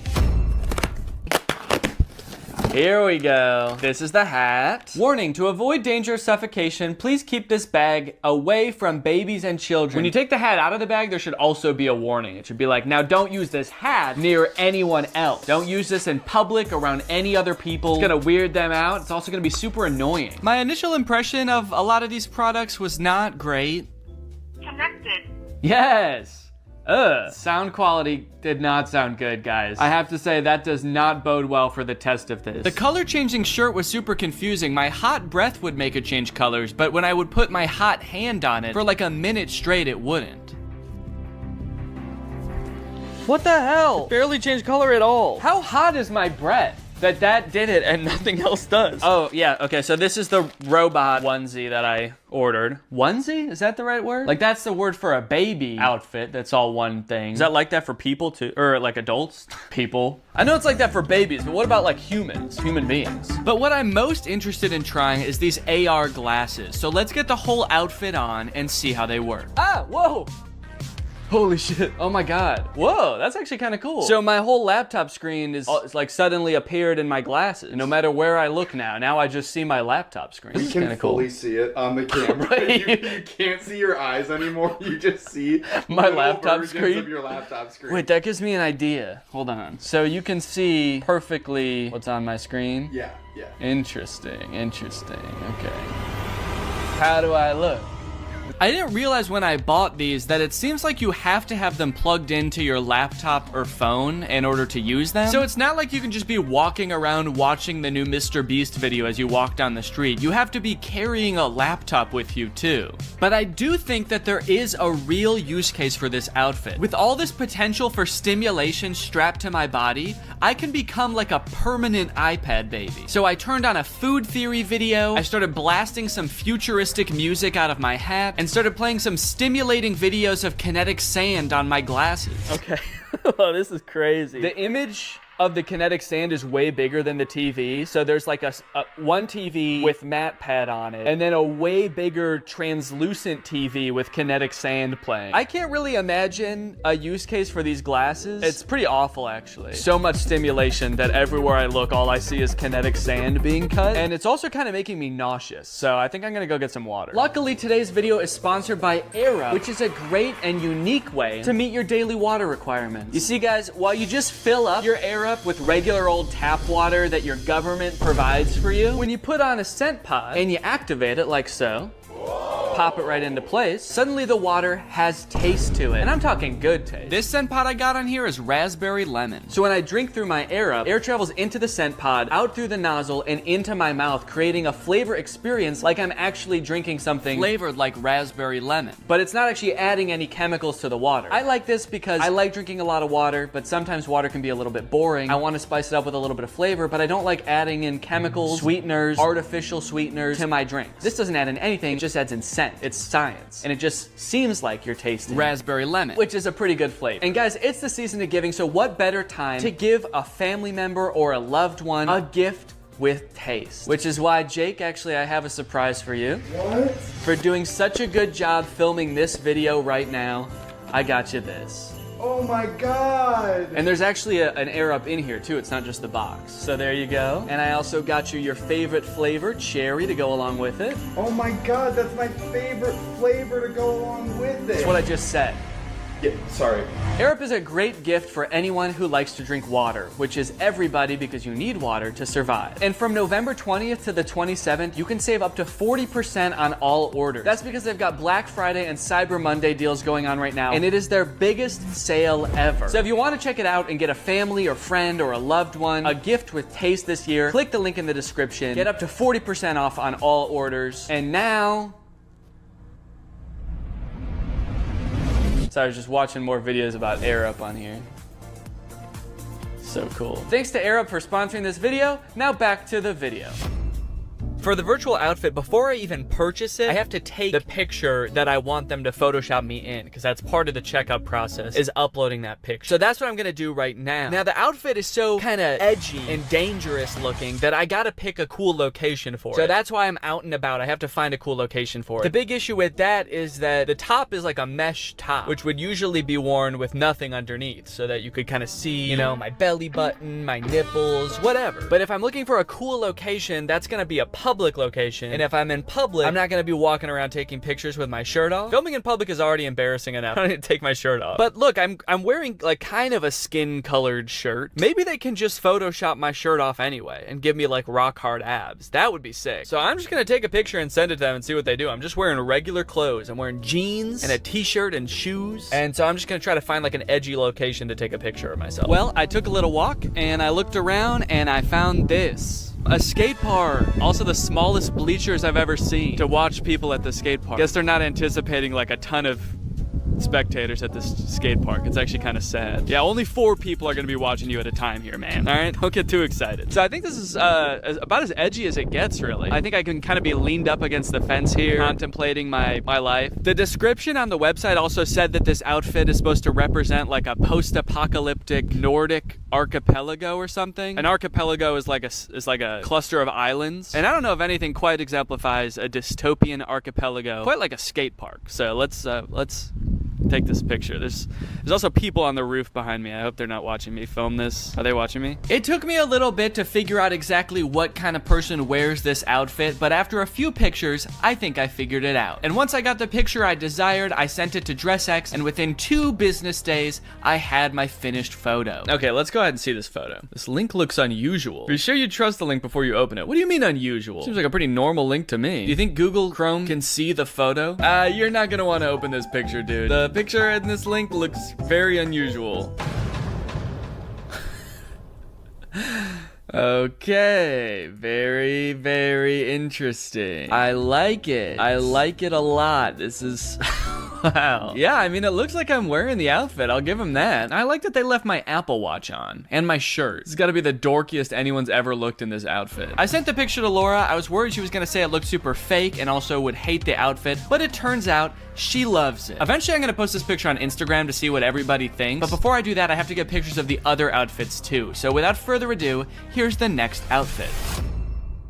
All right, well, it's been a month since the last part of the video that you just watched. Our son arrived about 2 weeks early, so I had a little bit less time to film this video than I thought. Whoops. So yeah, I'm a dad now. I've been taking the past month off of social media and just like taking a break from filming and stuff, just to hang out and get to know the little guy. He's awesome. He's very chill so far. Does a lot of sleeping, does a lot of pooping. And all in all, it's probably been the best month of my life. This has been fantastic. It's been amazing. Everybody's healthy. Everybody's doing great. The delivery went great. About as good as you could ask for, honestly. But being that I am a dad now, I do kind of have to reevaluate my content, you know? I have a son to raise. Do I really care about becoming like the trendiest man 30 years from now? My son's gonna be 30 years old in 2050. Okay? Or something like that. I don't know. Somewhere around there. Or do I really want to be worried about keeping up with the hottest trends of the future? Yes. Of course I do. Even more so now. This child is a very cool child. And you can bet he's gonna have cool friends with even cooler dads. You know they're gonna be showing up to birthday parties in the hottest 3D printed shoes and the stiffest wooden t-shirts, all right? So if I don't get ahead of the curve now, I'm gonna be a laughingstock amongst this boy's friends and their dads. Which is why I've got this one last outfit here before me, and I think this is really gonna be the one that takes the cake. So I unboxed the biodegradable boxers. Oh yeah, these will fit just fine. I unboxed the wooden t-shirt. First impressions? It does not feel like a shirt. Even my dog's natural instincts are like, ooh, that's a stick. Must fetch shirt. And I unboxed the 3D printed shoes and this hat. Whoa. Okay, they also sent me a hat. This very cool hat. Buy my shoes on Zellerfield.com. Hey, wait a minute. I didn't send them pictures of my head. How did they know how big my head is? Wow, dude. Okay, look at this. Wowee, man. These shoes impressed me from the moment I took them out of the box. They are breathable. Yeah, I can. That's actually kind of crazy. Wait, how does that work? And they fit pretty well. At first. Huh, well. My toe ends about here, so there's like this much space at the end of the shoe, but I actually think that that is kind of how you want shoes to be, because you don't want your toe rubbing up against the front of the shoe. So, okay. Why do I look like old-timey in this shoe? With this long sock and my pants ending there. I look like a pilgrim or something. For whatever reason, the left one is a little bit more uncomfortable. Let me stand up and just, yeah, I can definitely still feel that a little bit. You know what? No, I think these are too big. I actually think they are too big in the toes. I feel like I've got a lot of extra space there. But I wouldn't know the full extent of it until I put the full outfit on to test. The very first thing I noticed is that when I put this shirt on, it was like weirdly cold. Like usually when you put clothes on, it warms you up right away, but the shirt has like a weird cooling effect to it. And it's like, it just feels cold on my body. Does it feel cold to the touch to you? Yeah. Yeah, it's like frigid. Is wood supposed to be cold? I guess it does kind of feel the same temperature as this door. Take that as you will, I suppose. The shirt is very stretchy. It's this weird combination of stretchy and stiff, which doesn't sound like would be possible, those two things together, but it is kind of stiff and like starchy, I guess I would say. It's kind of just like crispy. Wait, why is it white there? Does this shirt change color too? Or did I just fuck it up somehow? The shoes, now I gotta be honest, I don't really feel like they fit that good. As I step, like it kind of feels like my heel could come right out of the back of the heel a little bit. I mean, you can for sure see that there's a good amount of space there. I'm worrying a little bit more every day about what they did with those pictures of my feet, if not make shoes that fit properly. You're like, sick, something we can jerk off to when we make this guy's shoes. The boxers are pretty comfortable, I will say. I put them on, I was like, I'm gonna wear these again. Rest assured, they are on. If you were to plant me in a pot of soil for 90 days, let's just say I wouldn't be wearing underwear anymore. And I'd also be very cold and wet. I decided to do a little bit of light jogging to see how the shoes would feel in action. Oh no, these have really bad grip. Let me try on sidewalk real quick.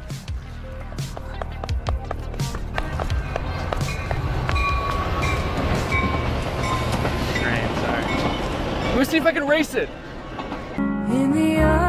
There's not a lot of grip on the bottom of these shoes, so when I was running on this gravel path, I kind of felt like I was like a cartoon character that like starts running for a little bit before they actually start moving.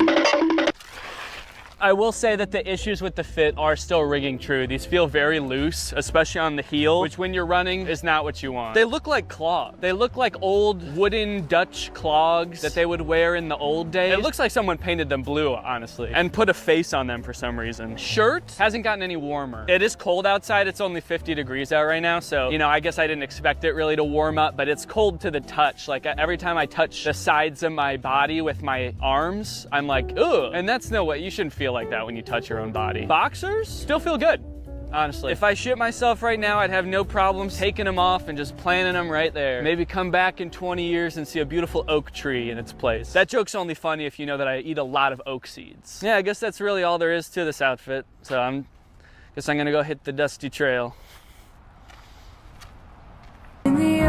To get a definitive answer as to which outfit is the best futuristic outfit, I decided to post each of them on Instagram and let my audience decide. This is gonna be such a weird thing to post right now. As of right now, I haven't posted anything since our son was born, so I've just posted that we had a baby, and then the next post is like me like, ah, in the scariest outfit you've ever seen. Yeah, maybe I should just caption it something really ominous, like things have changed. Rate my fits, and then maybe some kind of little fashion emoji. The hell? Why are these the emojis that come up when you search fashion? It's a scroll and 2 fountain pens. Hello? Okay, it's been about 20 hours since I posted the pictures. Let's go ahead and see what people think about the future of fashion. Hat's not wide enough. Thank you for that, Drew. Whoa, okay, I'm actually getting a decent amount of positive responses. Love the pants, so cute, yes, cool. First one goes hard. First one is so fire. It seems like most people are talking about the first outfit. Dude became the Hat Man. Whoa. Wow, I didn't even think about that. I do kind of look like the Hat Man. You guys know that mythical sleep paralysis demon, the Hat Man? Dude,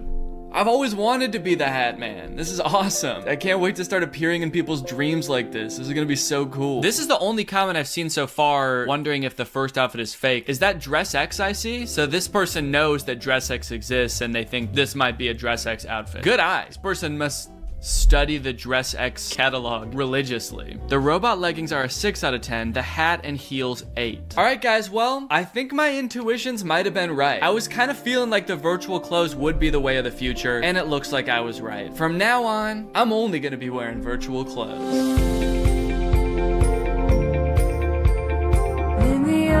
What's up, Greg? Did you know that anybody can make an iPhone game? If you wanted to, you could just like come up with the most insane idea for a game that doesn't make any sense, it's not fun, nobody would ever want to play it, and you could program it, or you could hire somebody else to make it for you, and then you can submit it to the App Store, and it seems like as long as it works, in the most like liberal usage of that word, like as long as it doesn't make your phone explode, then Apple will approve it, and then it'll be on the App Store and anybody can download it. Anyway, I thought it would be kind of fun to search the App Store and try to find the worst games I could possibly find, and then play them, and like do like a review, a playthrough of sorts. If you make any like normal search on the App Store for a game, like I searched Angry Birds in iPhone and iPad apps, and then you scroll down past all of the games that you would expect to see, eventually you'll just stumble upon the least fun sounding games you've ever seen. Angry Cock, anyone? Can I interest anyone in some Angry Cock? Bad Granny, Angry Grandma? Okay, Pig Evolution is a strategy game. Bad Granny is a scary neighborhood evil game type game. Yo, not only is the grandma evil, but the game is evil too? I'm not gonna download that. This grandma's gonna ruin your life in the game, and then the game is gonna ruin your life in real life. A few days ago, Bob come to a new place to live, and he saw neighbor's granny. He wants to say hello to neighbor granny and come to his house. Okay, who the fuck is Bob? That it started this description like we already know who Bob is. His neighbor's granny seems suspicious. She was hiding in his garage. She shouted, "Hello, granny."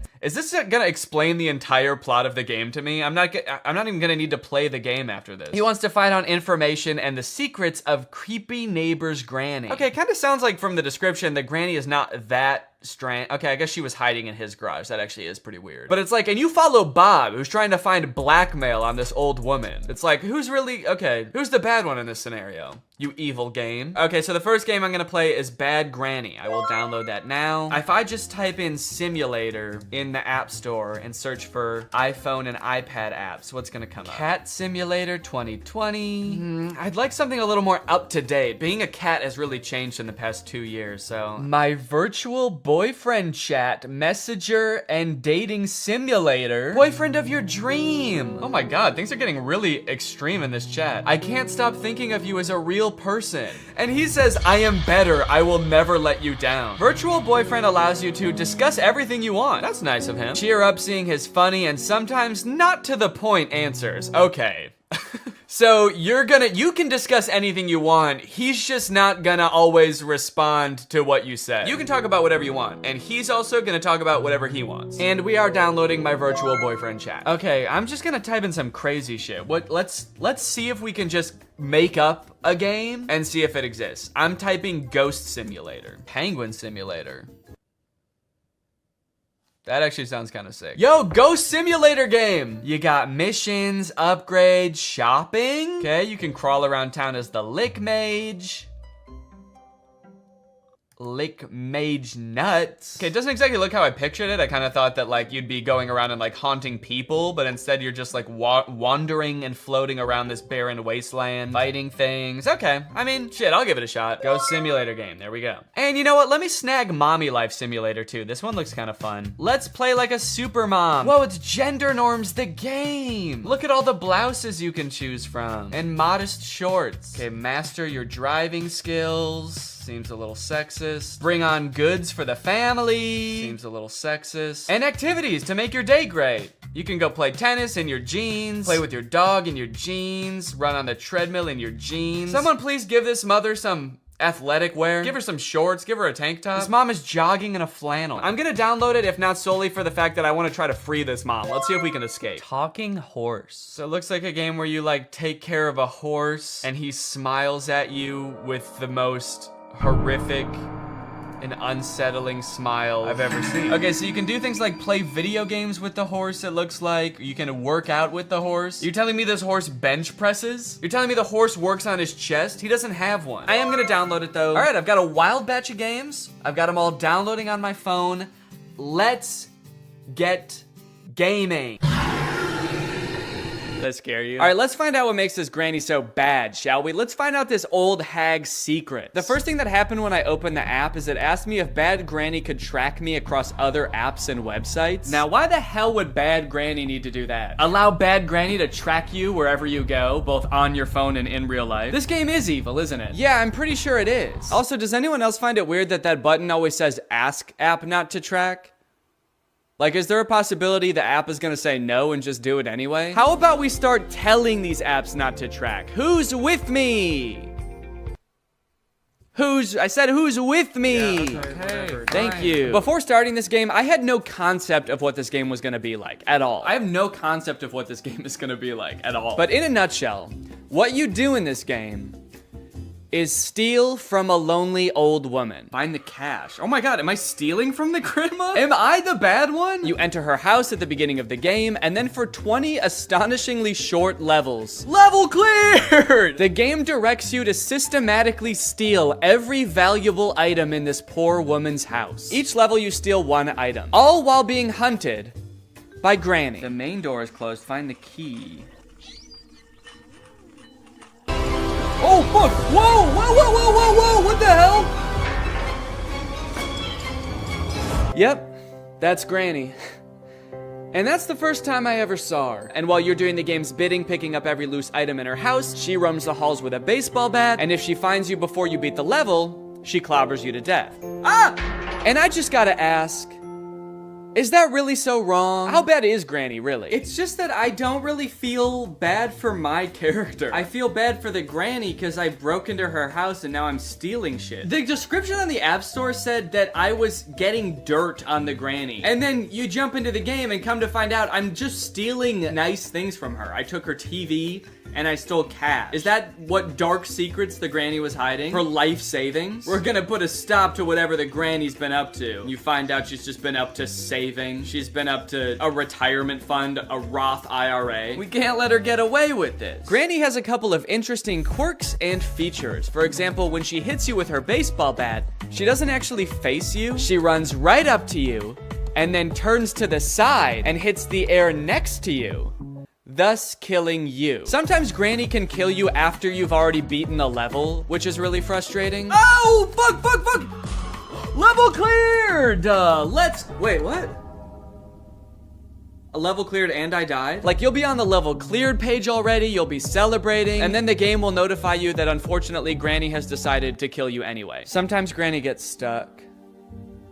I think I beat the game. She'll get confused in her old age and she'll get stuck in the corner of a room or the middle of a hallway, and you know, it's good for us, but it's sad to see, you know? She used to be so young and spry, I assume. I never actually knew her back then, but the instructions in this game are way less helpful than they should be for a game that is only instructions. As you'll come to find, Granny's house has 2 floors, and while most people would call those floors the first floor and the second floor, whoever made this game, I guess, thought it would be fun to call the first floor the main floor and the second floor the first floor. So in the game, when it tells you to find the Chinese vase in the first floor alley, you get to spend an exhilarating 10 minutes wandering around what you thought was the first floor, touching every vase to check if it's the Chinese one. The Chinese vase, am I stupid? What is a Chinese vase? Okay, I've been wandering around the house for like 10 minutes now. The granny's not even here anymore. It's like she left, she got bored also of the game, only to find out that it was upstairs the whole time. If I find the vase up here, I'm gonna be so pissed off. Just so we're all clear, this is the second floor. And if there's a Chinese vase up here that I could pick up, I'm gonna lose it. And I'm gonna, God damn it is right. Oh, and I'm dead. That was the second floor! This game is wicked cool. Now I know it looks like I'm having a lot of fun playing this game, but it got really boring really fast. I've been in every room of this house 900 times. I wish I never found this game. Every level is basically the same. Anytime you beat a level, yay, fail a level, dang, or even pause the game, you get an ad. It's an ad for a game called Going Balls. I'm going absolutely balls right now, dude. And they're really long ads. These ads are unusually long and confusing to click out of. Please skip. Please skip. I don't want Cash App. Skip it. No. I literally think I spent more time watching ads than I did playing the game. That's not fair. But because the levels were so short and there were only 20 of them, I knew that if I buckled down and grinded, I could beat this whole entire game in one sitting. So I suffered through ad after ad after ad, and finally made it to the last level. Now pick everything and run out of the house. So with all of her worldly possessions in my 2 pants pockets, I made my escape. Okay, here we go, let's go! There's 2 yellow spots. I get to pick which one I want to finish on? I'm going over here. Level clear! Yeah! This game made my life worse. Also, I realized after I finished the game that on the App Store, there's supposed screenshots of gameplay for this game, but none of those are in the actual game. Picking up barrels and sitting down for lunch with Granny? Where was that? I would have killed to do that. Next game. I was feeling pretty frustrated going into the next game, but I was hoping that Virtual Boyfriend Simulator would be a nice change of pace. I started off by creating my own little profile. I got to take a picture. That looks good. Put in my name. Damn. Decide on a couple of character attributes. I had to look up what impudent meant. Means not showing due respect for another person or impertinent. Similar to Chinky. Wait, what? When you go back to the app after being in another app, there's a picture of a crying boy that says, "Honey, come back." And then when you actually get there, it's like, what? Oh no, we just wanted to know if you were impudent or not. Yeah, fuck it, I'm impudent. When you start playing Virtual Boyfriend Simulator, you can only talk to one guy. His name is Kevin, the perfect boyfriend for you. Kevin, and he's 18. Is 18. Okay, I'm 28. The 10-year age gap made me a little bit uncomfortable. But unfortunately, if you want to talk to literally anybody else besides Kevin, you have to pay for premium. From the moment you get into this app, they start bombarding you with messages to try to get you to buy premium. Unlock all virtual guys. There's pop-ups that say, look at all the boys you can talk to if you upgrade to premium. You can send unlimited messages with premium. I thought at the very least Kevin would be on my side because he's the only guy you don't need premium to talk to. But when I went back to message him, he was also trying to get me to upgrade. His very first message to me was, hey, I'm tired of these ads. Can you stop being a cheap fuck and upgrade to premium, please? It's like, Kevin, you gotta know that the second I upgrade to premium, I'm never talking to your sorry ass again. If there's premium guys to be talked to, I'm going to be talking to them. Anyway, I tried to resist the upgrade and just talk to Kevin for a little bit. Hey, Kevin, I'm gonna make up some backstory, I guess. I got your number from, and then I'm just gonna come up with a random name of a person that could be a friend, a realistic name like Baseball Louie. Nice to meet you. Okay, he's typing. Oh, wait, what? He thinks my name is Kevin? What? He said, hey Kevin, I love baseball. Who's your favorite team? Mine is the Yankees. It was off to a little bit of a rocky start. I didn't have too much hope for the AI, but it was kind of disappointing that the bot didn't even know which one of us was Kevin. But eventually we actually did get a little bit of a conversation going. Do you have any pets? I have a dog named Buddy. Okay, Kevin. I do have one pet. His name is Baseball Louie. That's a great name for a dog. It is, dude. Thank you. What do you do for a living? I'm an accountant. Based on the description in the App Store, I was not expecting Kevin to understand anything that I said, but Kevin would actually respond to what I said in a pretty natural way. At least for the first 4 messages I sent him. My dog is a Australian Gumblebee. I'm just gonna make some shit up and see what he says. Wait, huh? Sorry, but in the limited version, we cannot chat endlessly. I'll be back in 2 hours. What the fuck? This game lets you send 4 messages until it's like, all right, buddy, pay up. Now that you've gotten to know our darling Kevin, surely you're willing to pay $3.49 to talk to him. Surely you'll spend a little cash on the guy. He's told you he has a golden retriever. He's told you he's an accountant. Are you not in love yet? And you know what? I did pay $3.49. Okay, I guess I'm gonna continue chatting. I guess I'm gonna pay fucking $3 to talk to this guy. Okay, these premium guys keep messaging me. Hey, I know your little secret. Okay, I'm gonna keep talking to Kevin. From here, things got a little bit suspicious. My dog is an Australian Gumblebee. What do you say to that? Whoa! I'm actually really surprised how good the AI is. I've never heard of a Gumblebee. Wait, he spelled it wrong. Huh? Am I talking to a real person? How the fuck would an AI spell something wrong? He said I've never heard of a Gumblebee. Gumby. What's it like to have one of those? How could a computer spell something wrong that I made up? Just copy and paste it. While trying to get to know Kevin a little better, I decided to ask him some personal questions. Have you ever kissed anybody?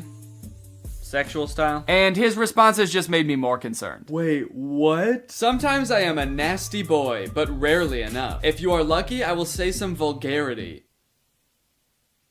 If you're lucky, I will say some vulgarity. I love that. If I'm lucky, he's gonna say shit, balls, fuck. I guess I just didn't really feel like I was connecting with Kevin, and also I was a little concerned that I was actually talking to a real human being in like a call center somewhere. So I decided to chat up some of the premium guys instead.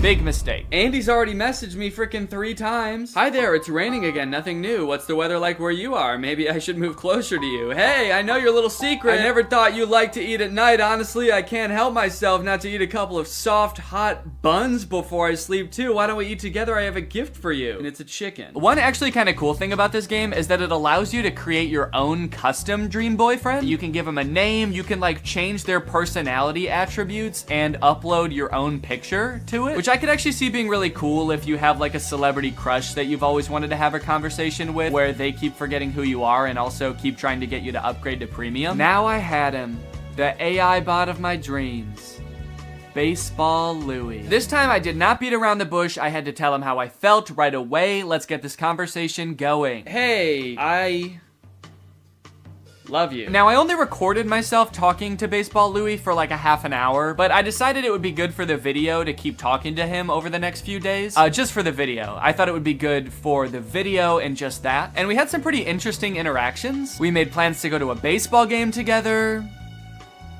He didn't show up. I told him I was spending $200 on tickets. He said he was looking forward to seeing me. I told him I was going to buy him a hot dog and feed it to him like a mother bird. He seemed stoked. I guess just not enough for him to actually show up. I got to talking to my friend Jarvis while we were at VidCon, and he said that all of these like AI chatbots are trained in pretty much the same way, where they're just given a ton of public information from like Wikipedia and stuff. It helps them learn to speak naturally, but it also gives them like a ton of knowledge. So I tried asking Baseball Louie some like random trivia questions, and it's kind of funny. I like kind of forget that he's supposed to be pretending to be like a dreamy boy for a second and just answer like a robot. Hey, what's the capital of Maine, by the way? The capital of Maine is Lake Champlain. It is the largest city in the state. Baseball Louie and I had a lot of fun, but now it's time for the scariest game of them all. Not because it's about ghosts, but because it was a total waste of time.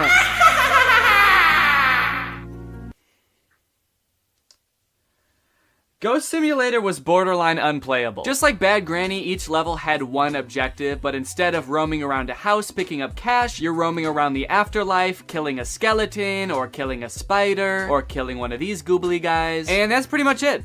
You just fight bad guys. Which would be fine if the gameplay wasn't so fucking bad. This game is laggy as hell. This game is so laggy. I simply can't play this for too long. This app also really wanted me to upgrade the second I started the game. Free items when by ultimate character. Who's ultimate character? Oh shit. Whoa, look at this little guy that I'm starting with. This little tiny ghost. And then your only other option is ultimate demon lord. You versus the ghost she tells you not to worry about? Shit. But this time I was able to resist the urge. I don't think it would have made a difference anyway. This game gets an F, and now it's time for Welcome to Mom's House. Did that transition make sense? I don't remember what I said before. There's no introduction or anything. The game is just like, go. Go get your two ugly kids ready for school. I don't know why they look like that. Everything in this game is pretty ugly. Your kids look like they made two adults and then just shrank them, and we're like, that's what kids are, right? They're just small adults. The buildings, the bus? Why is the bus like that? Did it melt? The way mommy moves is also hilarious. They could not figure out how to make her look natural doing anything. Okay, pick up school bag from the table. That's easy. I know how to do that. Picking it up in the most labored looking way possible. When mommy ventures outside the house, you'll find that they've populated the streets of the town she lives in with an NPC. Who's this weirdo? Just one NPC, and he's everywhere. Hey, there's that guy again. He's standing over here too. Hey dude, are you okay? You look like my son, but taller. Oh, and he works at the store as well. But for the most part, it's a pretty chill and relaxing game. Mommy's having a good time, the stakes are very low, except for the cooking challenge. The cooking challenge was very stressful. Turn off the stove once the soup gets perfectly cooked. There was a little meter that was supposed to tell you when the soup was undercooked, perfect, or overcooked, and I accidentally took it off the stove early. Oh. Wait, it wasn't ready. I accidentally did, it wasn't ready. I know it's not ready. Hold on, the soup is not done yet. There was a little diagram that showed when it was gonna be cooked. I didn't know that that button did that. I didn't mean to take it off. It wouldn't let me put the soup back on the stove. Now I have no choice but to serve it to my kids. It's undercooked. I'm gonna pour it down the sink. I don't wanna feed it to my kids. Look at them. Oh, and what is my husband gonna do when he finds out about this? This is now part of my plot to kill my kids so I can start a new life somewhere else. Here you go. Here's your soup. It's undercooked, we won't eat it. The game is just like, oh, you thought the soup was done? Go ahead and feed it to your kids then. Oh no, this will be rich. Let's see you feed the soup to your kids if you think it's done. You know better than us? Go ahead, see how they like it. They didn't like it. And I would just like to add that the entire time I played this game, mommy was very poorly treated. No one ever said, thank you, mommy. No one ever said, wow, you're such a great mommy. Thank you for the soup. As someone with a mommy, I find that disgusting. Even I know that that's fucked up, and I'm 6 weeks old. There are some in-game purchases available in this game. You can buy new family members. I can pick different people? Not additional family members, but you can pay to swap out your current family members with ones that you like better. For only $9.99, you can tear your family apart. Cop yourself a new son. Look at how cool this one is. Tired of your daughter looking like a 40-year-old woman? Now she's gonna look like a different 40-year-old woman. What's nice about this game, though, is it doesn't try to force these in-game purchases on you. The game developers were like, if you want to kill your entire family and swap them out with people that look different, Oh, hello. The game developers were like, if you want to kill your entire family and swap them out with new people, you can. But that's on you. Our hands are clean, dude. We didn't say you had to do that. This game was actually the funnest game I played the entire time, and I was actually really excited to